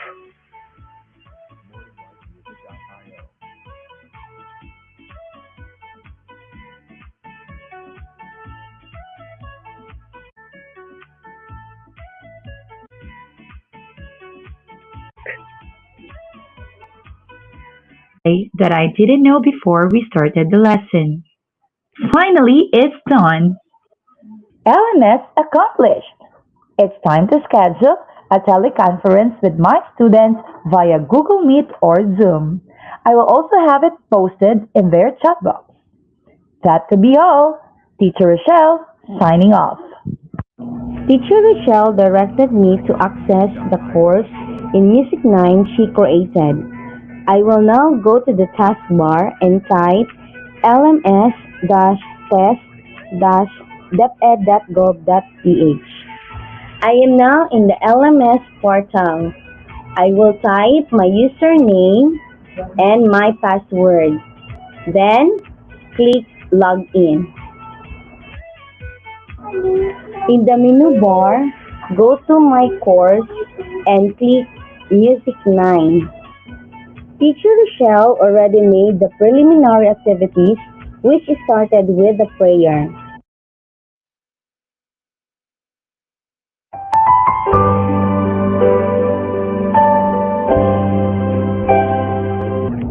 Going back to the preliminary activity button, I clicked the first activity entitled Identifying Texture, where I am tasked to listen and identify the texture of the music.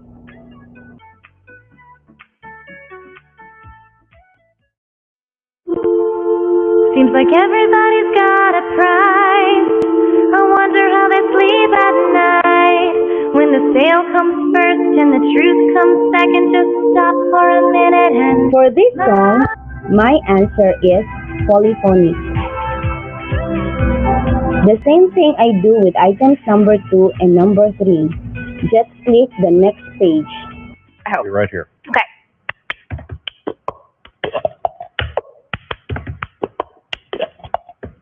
I got my ticket for the long way round. 2 bottle whiskey for the way.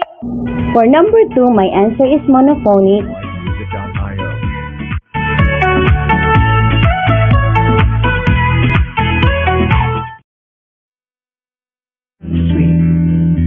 Well, I never knew you were the someone waiting for me. And for number 3 is homophonic. Kids when you fell in love, not knowing what.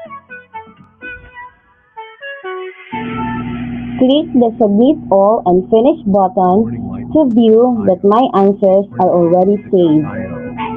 After that, you will see the details of your work, the day I started on, status, completion date, time taken, and my grade.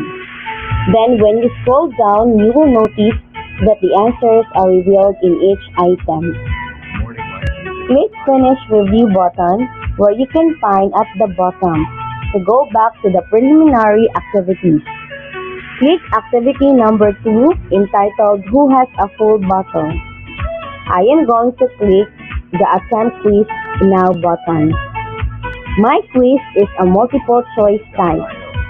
My answer for question number 1 is letter A. Click Turn Next Page to show the second question. For second question, my answer is letter A. Click again Turn Next Page button for question number 3. My answer for question number 3 is letter C.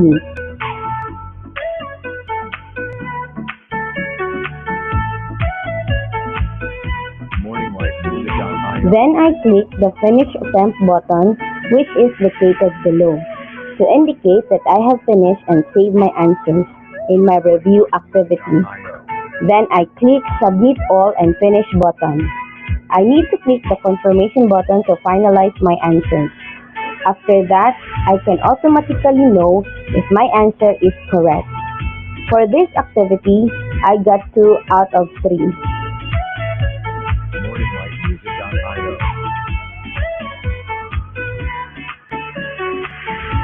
It's time to move on to the motivation. The title of the activity is Music Express. Here, I am going to listen to the song entitled Now is the Month of May by Thomas Morley and answer the guide questions provided by teacher Rochelle. She instructed me to send my response to her messenger.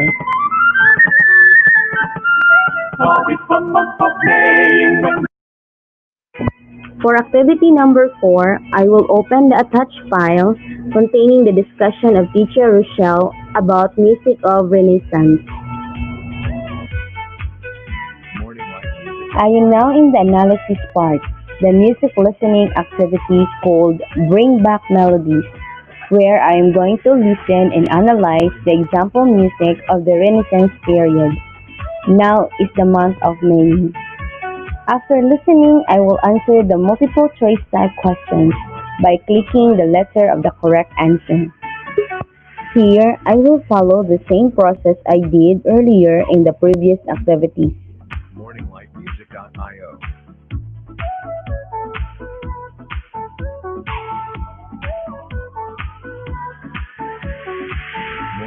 Music.io. Then, click Finish Attempt button. It shows that my answers are saved. Click Submit All and Finish button, and as well as the confirmation. Now I can see the summary of my previous attempts.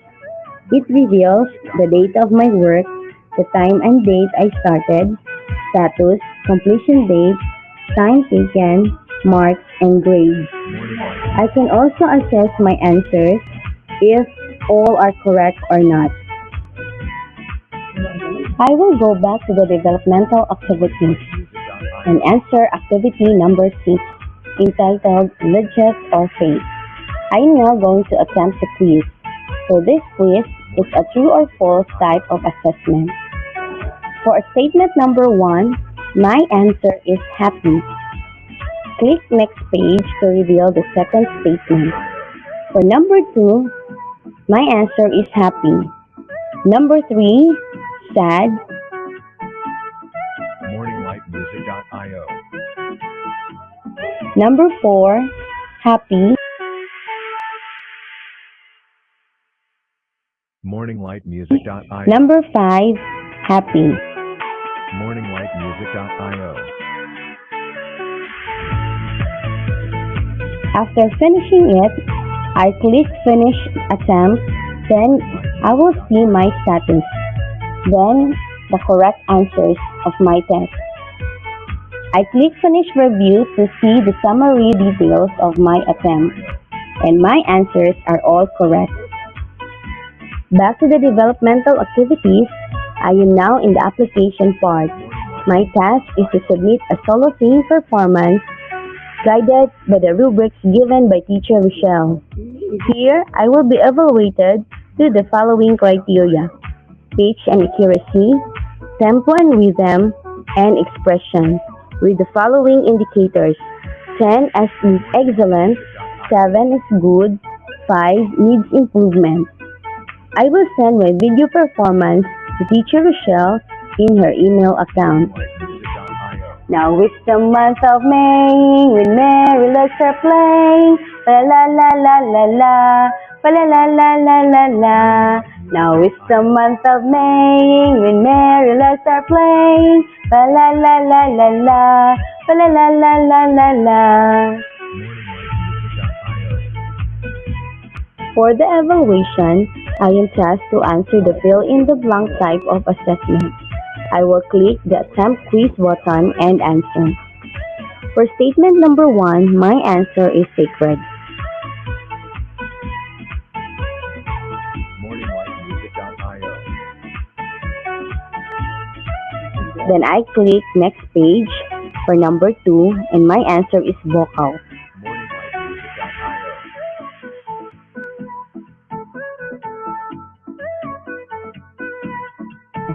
Number 3 is melismatic. Morninglightmusic.io.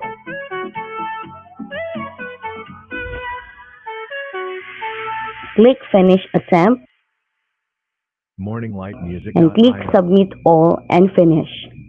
Here, I can see the details of my work and my score. For this activity, I scored 3 over 3. And click submit all and finish. Here, I can see the details of my work and my score. For this activity, I scored 3 over 3. And click submit all and finish. Here, I can see the details of my work and my score. For this activity, I scored 3 over 3. And click submit all and finish. Here, I can see the details of my work and my score. Ako po, si Bernadette Argulay. Ayan, thank you so much to our MAPEH group. We have, and congratulations, Ma'am Rochelle and Ma'am May-Ann. Congratulations po. Hello, Ma'am. Hello, Ma'am May-Ann and Ma'am Rochelle. Okay, ito po yung tanong, Ma'am. How was your experience in the use of the learning management system?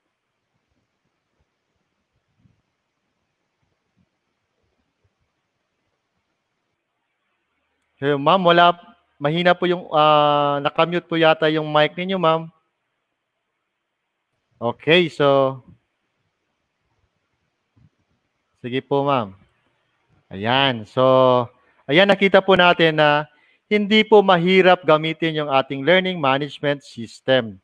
Oh, very impressive yung ginawa po ni Ma'am Rochelle. Hello, Ma'am. Are you there na po? Wala pa rin po yung mic ninyo, Ma'am.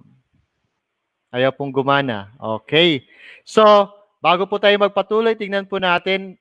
Paki-comment po ng mga school kung sino po nandito. Kasi nga po, sabi po nila, medyo kulang po yata yung ating mga junior high school. Parang hindi po kompleto. At ang nandito lang ay ang La Filipina National High School, Tagum City National High School, Tagum City Comprehensive National High School, at ang Jose Tuason Memorial Junior National High School. Ayan. May comment tayo dito from Ma'am Ofelia Robelia Malnegro. Congrats Sir Romel and Sir Henry of Tagum National High School. Okay. So kanina po yan, no? Si Sir Henry at si Sir Romel.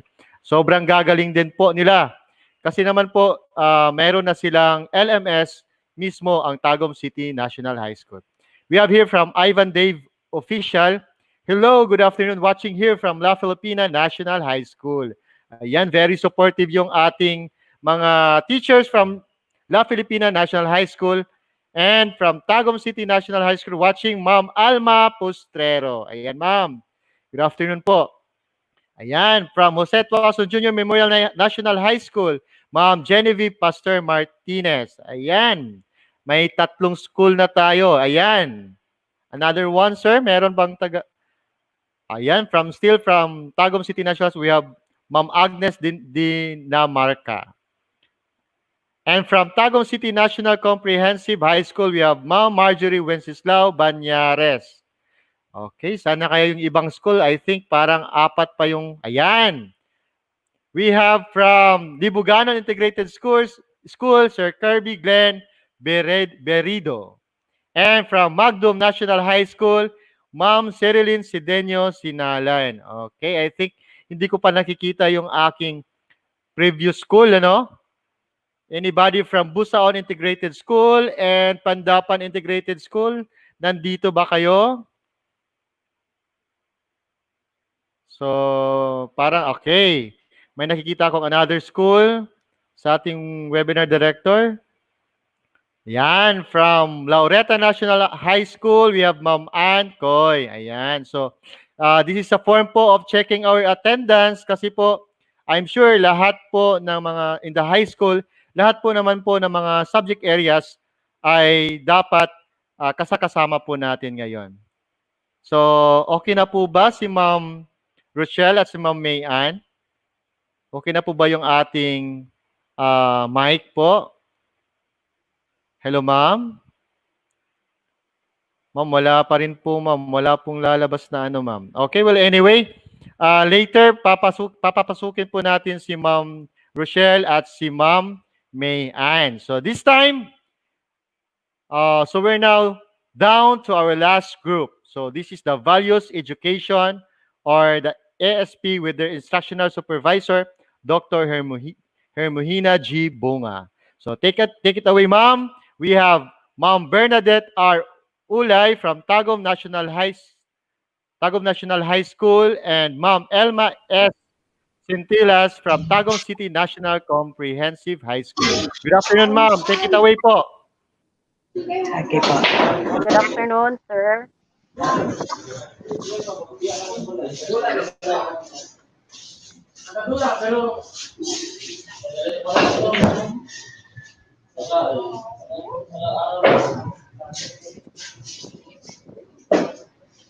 Usam ay may pampayang pangnilalaman na ang pamamalas ng mga nawa sa kahalagahan ng katarungang panlipunan.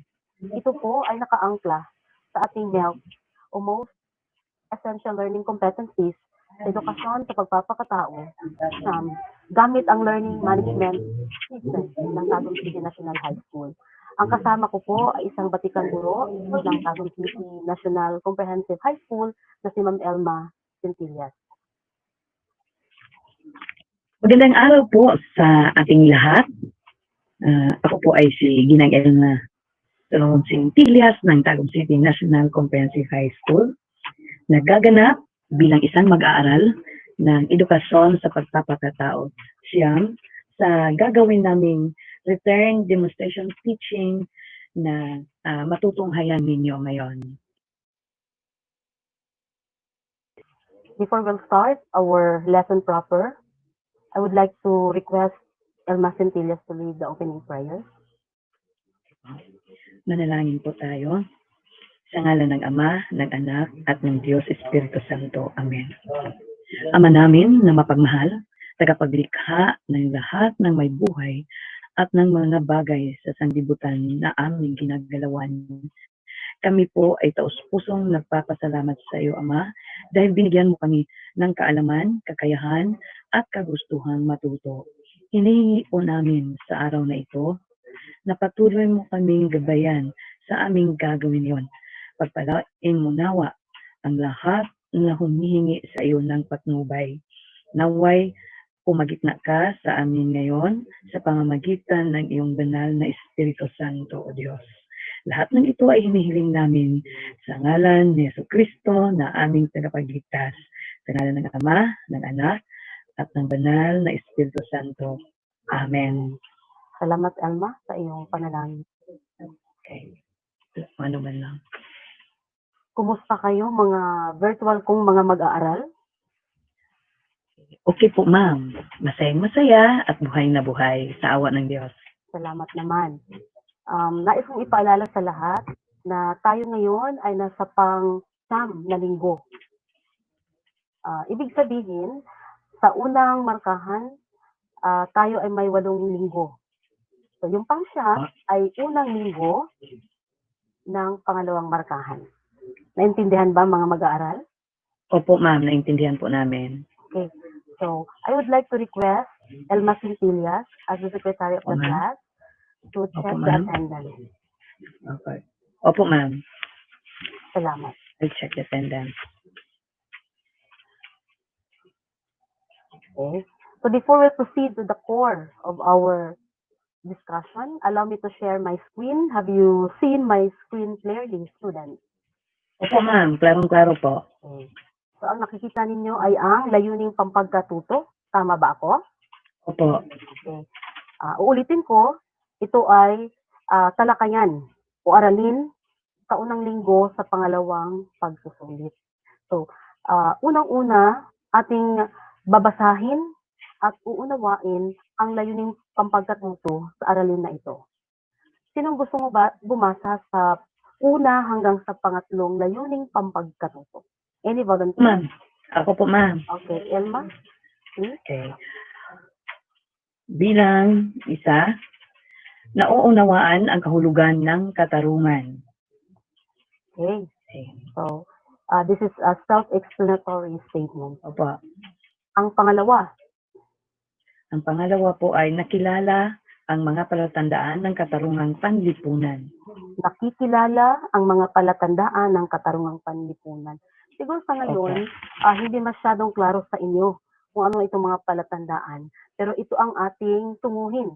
No, na pagkatapos ng ating talakayan, klarong-klaro na sa inyo sa pagkilala kung ano ang mga palatandaan sa katarungang panlipunan. At ang pangatlo. Okay, ang pangatlong layunin ay ang nakapagsusuri ng mga paglabag sa katarungang panlipunan ng mga tagapamahala at mamamayan. Okay. Uulitin ko, ang pangatlong layuning pampagkatuto ay nakapagsusuri ng mga paglabag sa katarungang panlipunan. Meaning to say, or ibig sabihin, ang katarungang panlipunan ay nilalabag. Sino ba ang lumalabag dito? Ang nakasaad ay may 2 grupo. Ito ang tagapamahala at ang mga mamamayan. Sa palagay ninyo, ano kaya ang posibleng talakayan natin sa araw na ito kung bakit tayo ay nagkakaroon ng 3 mga layunin? Sino makapagsagot sa aking tanong? Opo, ma'am. Elma. Sa palagay ko po, ma'am, ang aralin natin sa araw na ito na tatalakayin natin ay tungkol sa katarungan po, ma'am. Okay, titingnan natin. No? So, ang kasagutan mo, Elma, ay tumpak. Dahil ang ating talakayan sa araw na ito ay tungkol sa katarungang panlipunan. Opo, thank you po, ma'am. Nais kong ipakita sa inyo ang larawan. Ano ba ang inyong nakikita? Okay. Ang nakikita po namin, ma'am, ay ang katagang walang iwanan. Walang iwanan. Okay. Siguro ang simple lang intindihin at sabihin ito mga mag-aaral, pero meron akong isang gawain na ipagawa sa inyo at dapat niyong sagutin.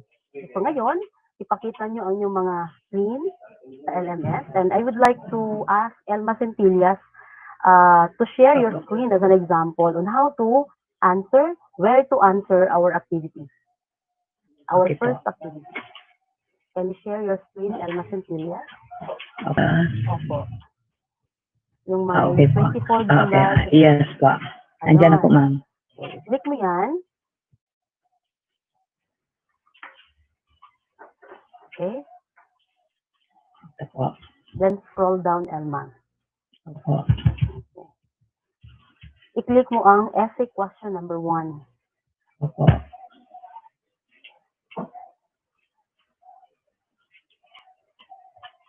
Ang unang tanong, sa anong sitwasyon mo naririnig ang pahayag na walang iwanan?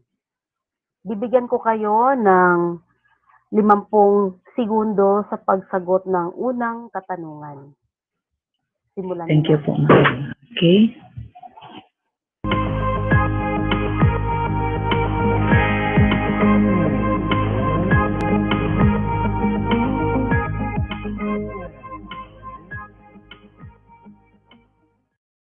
Okay po, ma'am. Okay, tapos na.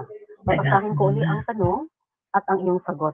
But before we proceed in reading your answer, Elma, kindly click check at the bottom. Okay po. Yan. Okay. So, ang tanong, sa anong sitwasyon mo naririnig ang pahayag na walang iwanan? Ang iyong sagot ay sa magkabarkada o magkaibigan na may malalim na samahan na may mga gawaing dapat tapusin sa itinakdang oras. Ang sagot mo, Elma, ay tumpak na tumpak. Very good. Thank you po, ma'am. Now, hold down your screen and click essay question number 2. Okay po, ma'am. Ang pangalawang katanungan, ano naman ang mga pagpapahalaga ang masasalamin mo sa katagang walang iwanan? Okay. Kayo ay may 50 segundo sa pagsagot. Simulan niyo na. Tapos na po, ma'am. Okay, can you click the check at the bottom? Ang kasagutan mo, Elma, ay may pagmamalasakit, pagmamahal, at higit sa lahat ay may paggalang kapwa. Napakagaling ng inyong sagot, Elma. Ma'am. I would like to share my screen. Walang iwanan. Unang-una, ang tao ay isang panlipunang nilalang o social being. Tayo ay may likas na pangangailangan sa kapwa, lalo na sa mga kritikal na sitwasyon sa buhay. Ito ay dahil ang tao ay panlipunang nilalang o umiiral na kasama ang ibang tao. Ayon nga kay Father Contiveros sa kanyang kanta, walang sinuman ang nabubuhay para sa kanyang sarili lamang.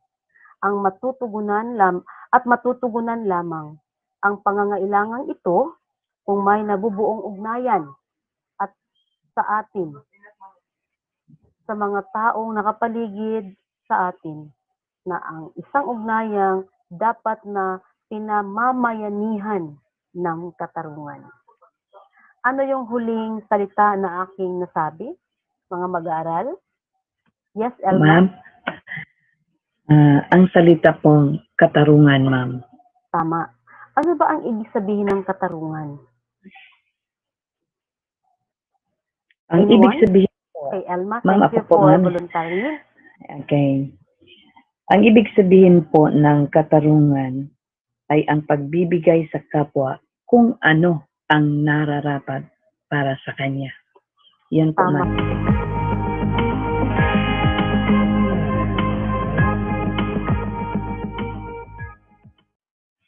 Sino ba ang makapagbibigay ng pagpapahayag, pagpapaliwanag, description sa larawan na yung nakikita sa aking screen? Any volunteers? Opo, ma'am. Elma. Okay. Ang nakikita ko po sa larawan, isang matanda at isang kabataan na isang inaakay niya, tinutulungan niya ang isang matanda upang tumawid sa daan. Inakay niya, yun ang kanyang ginawa. Tama. Nakikita mo ba o nakikita niyo ba mga mag-aaral kung ano ang mukha, no, ang naipapakitang ano ba yung smile sa Tagalog? Ngiti. Ngiti ng Opo. isang matanda nung siya ay inaakay ng isang batang babae o dalagita. 'Di ba ang ganda ng kanyang ngiti? Sa palagay niyo ba ang ginawa ng batang babae o isang dalagita ay makatarungan? Ma'am, makatarungan po, ma'am. Tama. So, ang makatarungang tao, ayon kay Andy Sponville ng kanyang aklat na isinusulat noong 2003, ay ang paggamit ng tao ng kanyang lakas sa paggalang sa batas at paggamit ng kanyang lakas sa paggalang sa karapatan ng kapwa. Napakagandang kahulugan ng pagiging makatarungan. Uulitin ko, ang pagiging makatarungang tao ay ang paggamit ng iyong lakas sa paggalang sa batas at paggalang sa karapatan ng iyong kapwa. Okay? So ano nga ba ang pangunahing prinsipyo ng katarungan? Siguro meron na kayong sagot o hindi pa kayo masyadong tiyak sa iyong kasagutan. So bago natin puntahan ang talakayan, kung ano ang pangunahing prinsipyo ng katarungan, nais ko munang talakayin ang dalawang katanungang ito. Una, ano-ano ang indikasyon ng makatarungang ugnayan sa kapwa? At ang pangalawang katanungan, ano-ano naman ang indikasyon ng di makatarungang ugnayan sa kapwa? Nais kong gawin niyo ito sa ating pangalawang gawain. Okay, kindly share your screen, students, but I would like to ask Elma to share your screen as an example on how to answer the activity. Opo. Okay po, ma'am. Okay? Very good, Elma. So, nakapunta ka na sa dapat mong puntahan. Learning Management System ng Tagum City National High School. At doon ka pumunta sa July 24 to July 30 na mga gawain. Scroll down your screen, Elma, and click the activity entitled Drag and Drop.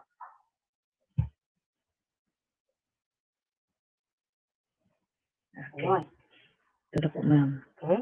So, may mga larawan na inyo makikita sa screen ninyo. Tama ba ako?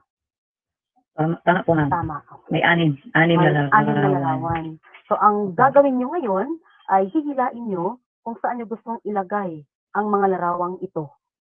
Okay? Okay. Kung hindi kayo tiyak kung saan ito dapat ilagay kasi may dalawa kayong pipilian, indikasyon ng makatarungang ugnayan at indikasyon ng di makatarungang ugnayan. Kung sa palagay nyo tama na ang larawan, so yun ang hindi nyo galawin.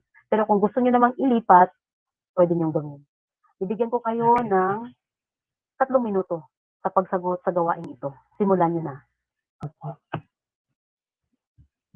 Okay. Tapos na po, ma'am. Magaling. No? Hindi nyo natapos ang 3 minuto. Pero tapos na ang inyong gawain. So, we will try to check your answer.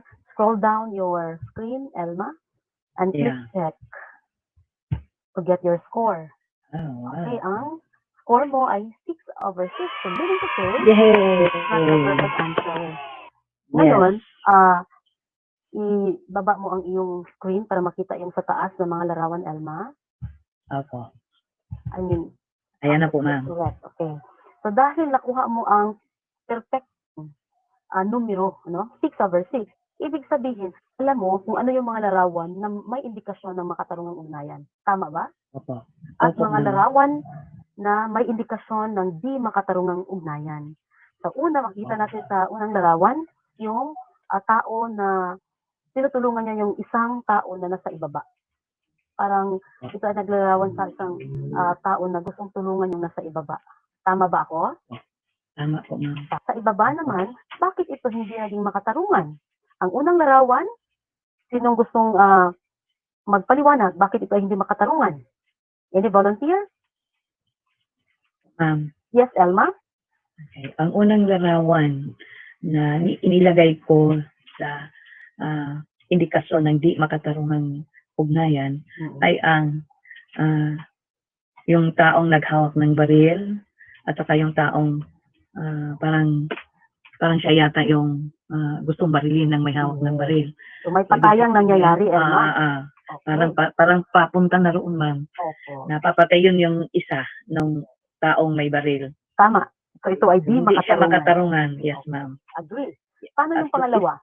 Yung pangalawang halarawan naman, ma'am, ito ay tungkol sa pambubulas, bullying. Bullying. Kikita natin na mayroong binubulas na isang bata, pinagtatawanan siya, at itong gawain ito ay indikasyon ng di makatarungang ugnayan. Tama.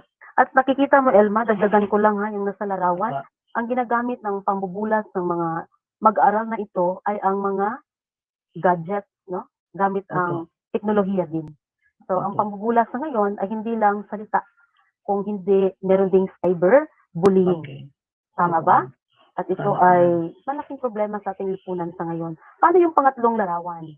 Ang pangatlong larawan, ma'am, ay indikasyon din ng di makatarungang ugnayan dahil sa nakikita natin sa ilalim ng misa, may ibinigay na inaabot na pera. Okay. Yung isa doon sa isa. So, nanunuhol. Suho yun, ma'am. Hindi yun maganda na indikasyon ng makatarungang ugnayan. Correct. Salamat sa magandang paliwanag, Elma. At alam ko ang iba mong mga kaklase ay may ganun ding kasagutan. Now, I would like to share my screen. Getting the perfect score for that activity, it shows that you would know the answer. What is the basic principle of justice, or ano yung pangunahing prinsipyo ng katarungan? Sinong gustong sumagot? Itaas ang kamay.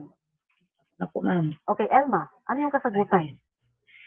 Para po sa akin, ma'am, ang pangunahing prinsipyo ng katarungan ay ang paggalang sa karapatan ng kapwa.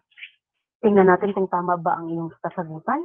Ang pangunahing prinsipyo ng katarungan ay ang paggalang sa karapatan ng bawat isa. Anumang ugnayan mayoon ka sa iyong kapwa. Tama ka, Elma. Napakagaling mo. Okay. So, thank you po, ma'am. Sabi nga, no, ang salitang respeto ay napakahalaga. Respeto o paggalang na tayo ay magkaroon ng limutan natin kung ano yung katapat na tungkulin nito. Kaya nagkakaroon ng problema ang ating lipunan. So, may dalawang bagay na makakatulong sa ating lahat para magkaroon tayo ng kabutihang panlahat. Ang dalawang bagay na ito ay una, ang isip, pangalawa, ang kilos-loob. Ito ang aking katanungan. Ano ba ang pinaggagamitan ng isip ng tao? Ako sa Elma. ma'am. Okay. Yes. Ang isip ay ginagamit ng tao sa pangunawa. Tama. Ito ay ginagamit sa pangunawa. Ano ang dapat unawain ng tao, Elma? Ang dapat na unawain ng tao ay ang ang katotohanan. Ang ating ugnayan para sa ibang tao at nang sa ganon, magkaroon tayo ng kabutihang panlahat at katarungang panlipunan. Ngayon, pag sinasabing katarungang panlipunan, ito ay may kaugnay ng mga pagpapahalaga.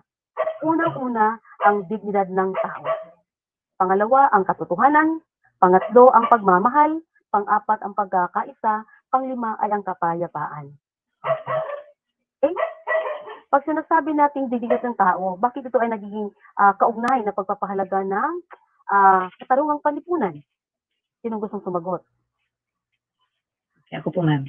Kay Elma. Okay.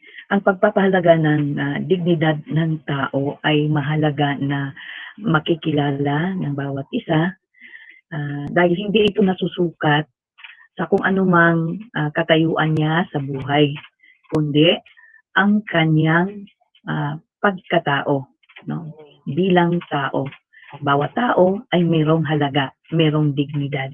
Tama. At discussion all about social justice or katarungang panlipunan, I want you to view this short video entitled What Social Justice Means to You. Are you ready, students? Ready na po, ma'am. Okay, Ready na po, ma'am.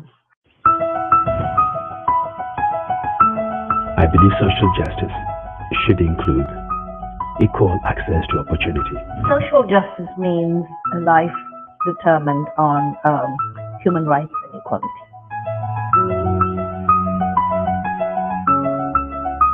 a right, something that every person in the planet deserves. Social justice is for everyone, including people with disabilities. Munim sa munim. Kasi umaigit, o sa nilipinis, po karo, ba, agniyo, isang antogas, insinor oro bisa susi. Because you've always understood that social, economic, and environmental policies and actions must work together to create sustainable change. The world must have social justice at its heart, or in fact the crisis will continue. Economic growth is for something, is for social development. Every nation must make sure that economic growth transforms into. Let us proceed for the culminating activity for our discussion. Can you share your screen, students? And Elma, please. Kindly click July 24 to July 30. Elma. Yes, opo, ma'am. July. Okay. Ayan ako. Ayan. Ayun. Scroll down, Elma. Opo.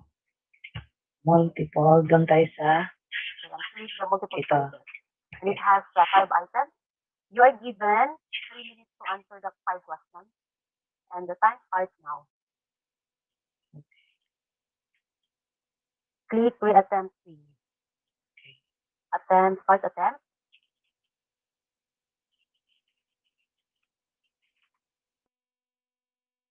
Finish. Click that button. Okay. Let's check your score, Elma. Okay, number 1, tama po. Tama. Pangalawa ay tama Number din. 2, tama rin. Tama. Pangatlo, Pangatlo. pang-apat at pang-5. Ikaw ay nakakuha ng Ay. tamang Ito. Okay. So, ikaw ay nagpapaliwanag na ikaw talaga ay nakikinig at may natutunan sa ating aralin. Yes po, ma'am. Magaling, Elma. Congratulations, mga mag-aaral. Thank you po, ma'am. Thank you po, ma'am. So, to end our discussion, let us all recognize that our lead for our closing prayer. In the name of the Father, and of the Son, and of the Holy Spirit. Amen.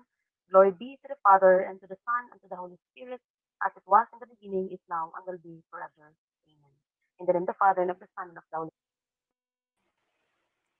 Ayan, so we are done with our last presenter, the ASP group. So congratulations, Ma'am Bernadette Ulay and Ma'am Elma. And we have also here our MAPEH group, no? Kasi nakamute po yung kanilang mga microphone kanina. So, mga ma'am, how was your experience in using the learning management system? So, unahin po natin yung MAPEH group, then yung ESP group. So, how was our experience po in the using the learning management system? Okay, Ayan, hello Sir JR. Good afternoon po sa lahat ng viewers. yes ma'am, sige Medyo po ma'am. challenging talaga Sir JR sa aming part, especially ako aminado na hindi talaga ako magaling when it comes to sa computer research or mga ganito na online. Pero of course, we are really trying our best na i-explain to the viewers kung ano yung pag-access or yung pinaka-easiest method ng paggawa ng system. Talagang napag-learn po sila sa aming mga kasamahan. We collaborate with them and we even ask some of our students who are good in editing or in transferring our lessons or our exemplars to LMS system. So, yun po yung challenge, I guess. At saka yung guro ko sa mga expert talaga sa IT, yung standard po namin. Pero para sa amin, medyo hindi masyadong ganun kagaling.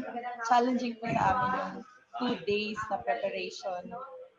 Yan, okay. Thank you po so much, ma'am. So, punta na naman tayo ngayon sa ating ESP group. O, sino po sa inyo, ma'am Badet and ma'am Elna ang magsasalita po? Ma'am Elma. Okay, ma'am Elma. Sige po, ma'am Elma. Good afternoon, everyone. I'm from Tagum City National Comprehensive High School. I just want to share my feelings and experience with a role as a student in this return demo teaching. At first, I felt nervous And at the same time, I was excited. No, this is my first time to use LMS in presenting lessons to our students. It's also a fun. No? Masaya kasi marami tayong natutunan at nakikita natin na ito pala ito. No, madali lang pala. Pagka ano, na-explore mo na. No, I am at first sinabi ko na nga medyo nervous pero as we go on with our preparation, I appreciate much the LMS because of the partnership, a friendly partnership of mine with Ma'am Bernadette Ulay of Tagum City National High School, together with his friendly also IT na teachers na tumulong sa amin na kung paano gamitin yung LMS. It's so challenging, it's so fun, full of fun, and then uh, ano, yun na nga, uh, nakaka-motivate. Siguro sa mga bata, ganun din ang kanilang mararamdaman pagka sila na yung nandoon na talaga. Kami, as a teacher, yun din ang aking feeling. Though medyo, kung sa edad pa, medyo nasa, na ako, pero I appreciate, no? Maganda siya. Less ang work pagka advance ang preparation. Nakita natin na ito na talaga. We cannot deny the fact that we have to adapt and learn the modern technology because this is it, part of the new normal. Yun lang po, Ayan. sir. Ayan, thank you so much, ma'am. And rest assured po na yung ating mga ICT coordinator sa ating mga school ay andyan po yan. Laging handa po yan, natutulong po sa ating mga teachers kasi yan din po yung marching order ng ating Division ITO to assist po yung ating mga kaguruan.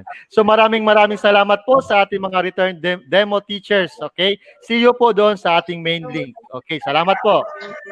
Okay, at this juncture, may I call in our ever supportive and dedicated education program supervisors together with our OIC chief in the Curriculum Implementation Division, Dr. Maria Fid D. Sibuan. We have Dr. Hanilin Boyles, Dr. Hermohina G. Bunga, and Sir Isaias E. Maguyop for their comments, feedbacks, and appreciations to our dear teachers. So, mauuna pong magsalita I guess nandito si Ma'am Hanilin Boyles. So unahin natin si Ma'am Hanilin, then followed by Ma'am Bunga. Okay, Ma'am.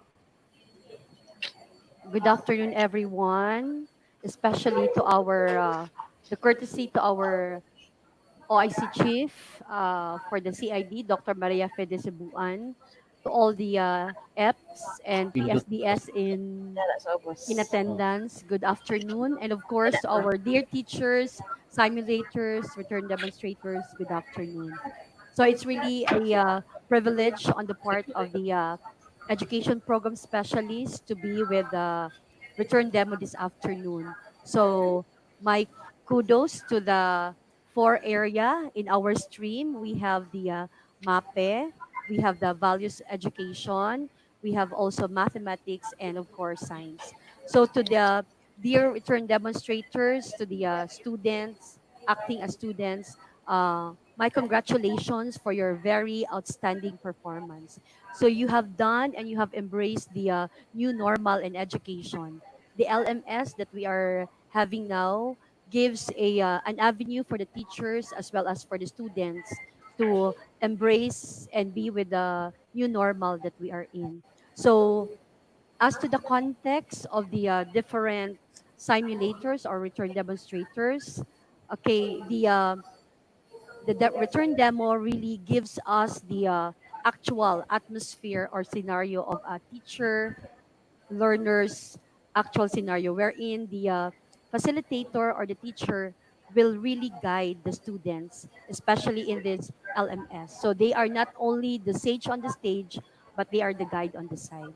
So we are very impressed with the dedication, with the commitment of the teachers in embracing this new normal. So explicitly, they have demonstrated the LMS, the proper utilization, the usability of this, and how important in this particular application or even modality. So it is a precursor in advancing our technology, especially in the teaching, learning, instruction. So to sum it all, my warmest congratulations to all the return demonstrators. You embrace really not only the K to 12 curriculum embedded, but of course the 21st century skills that we are embracing also. So I would like to end this kind of observation with what Charles Darwin always give us the thing. Take note that it is not the most intelligent species that able to survive. It is not the strongest nor the intelligent one, but the one most responsive to change.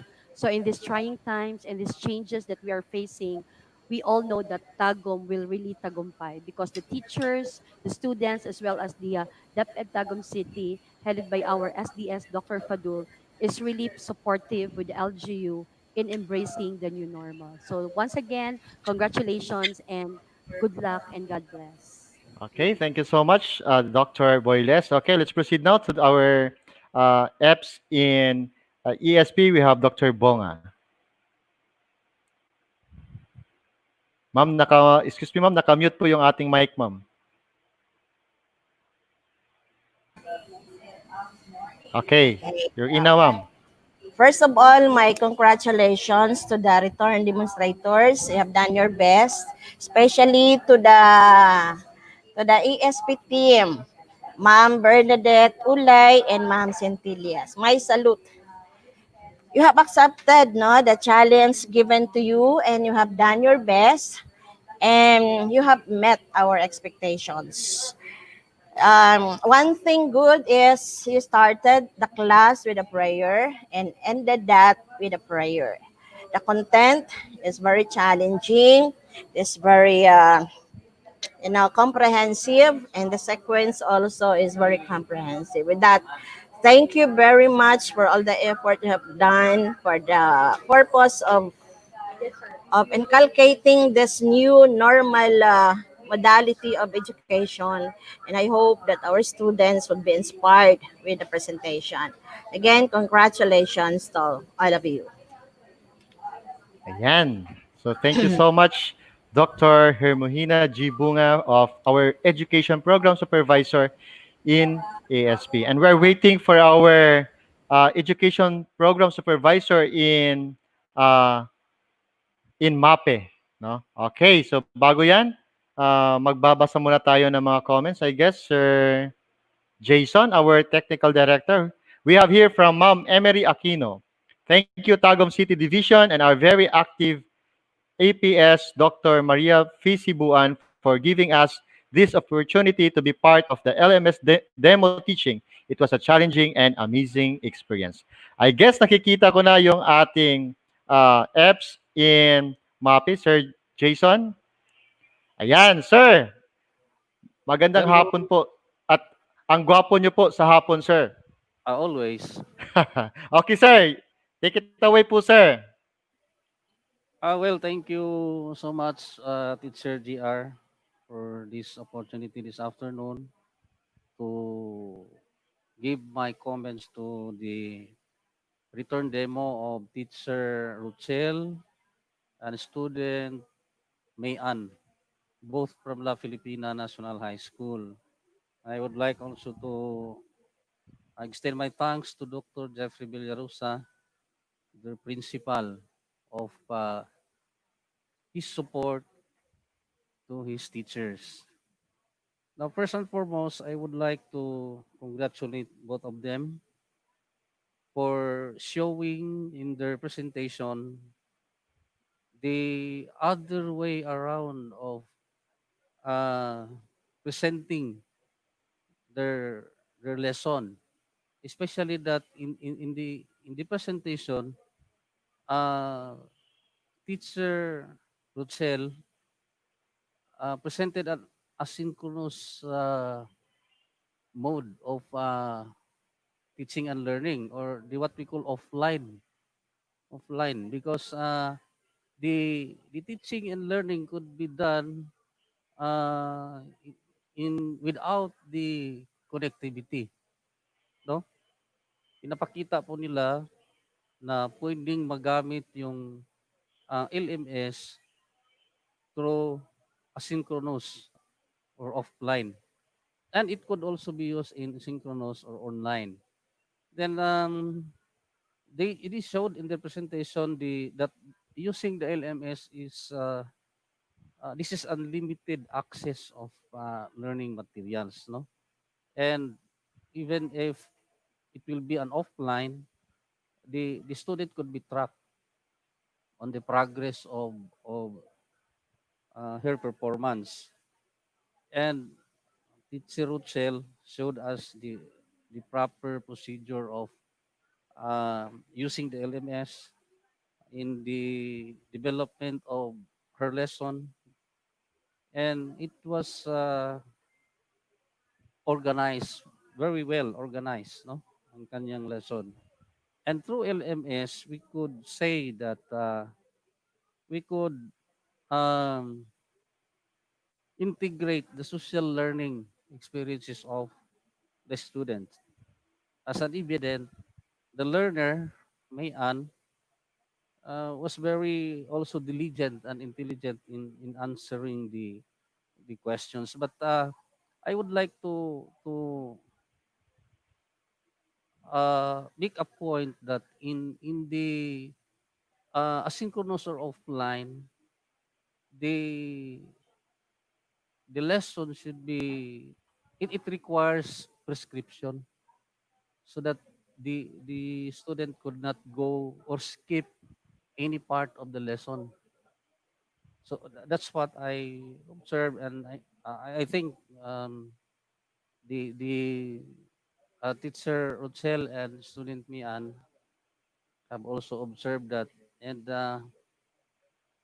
so it would be possible really in using the LMS that both ways could be made possible. The teaching and learning be possible by using the LMS. In this pandemic time, it's really very challenging.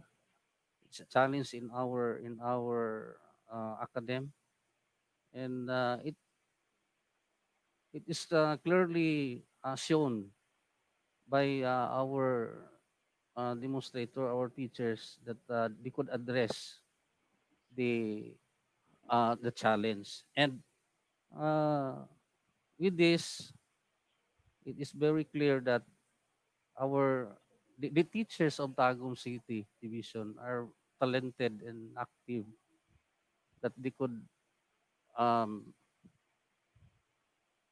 they could answer the challenge of this pandemic time. And lastly, all the processes is being presented in the presentation, no, is complete, and the details of the uh, development of the lesson, and also the processes. Now, I would like to say these words before I end, because this is a pandemic time and it's a challenge to all of us.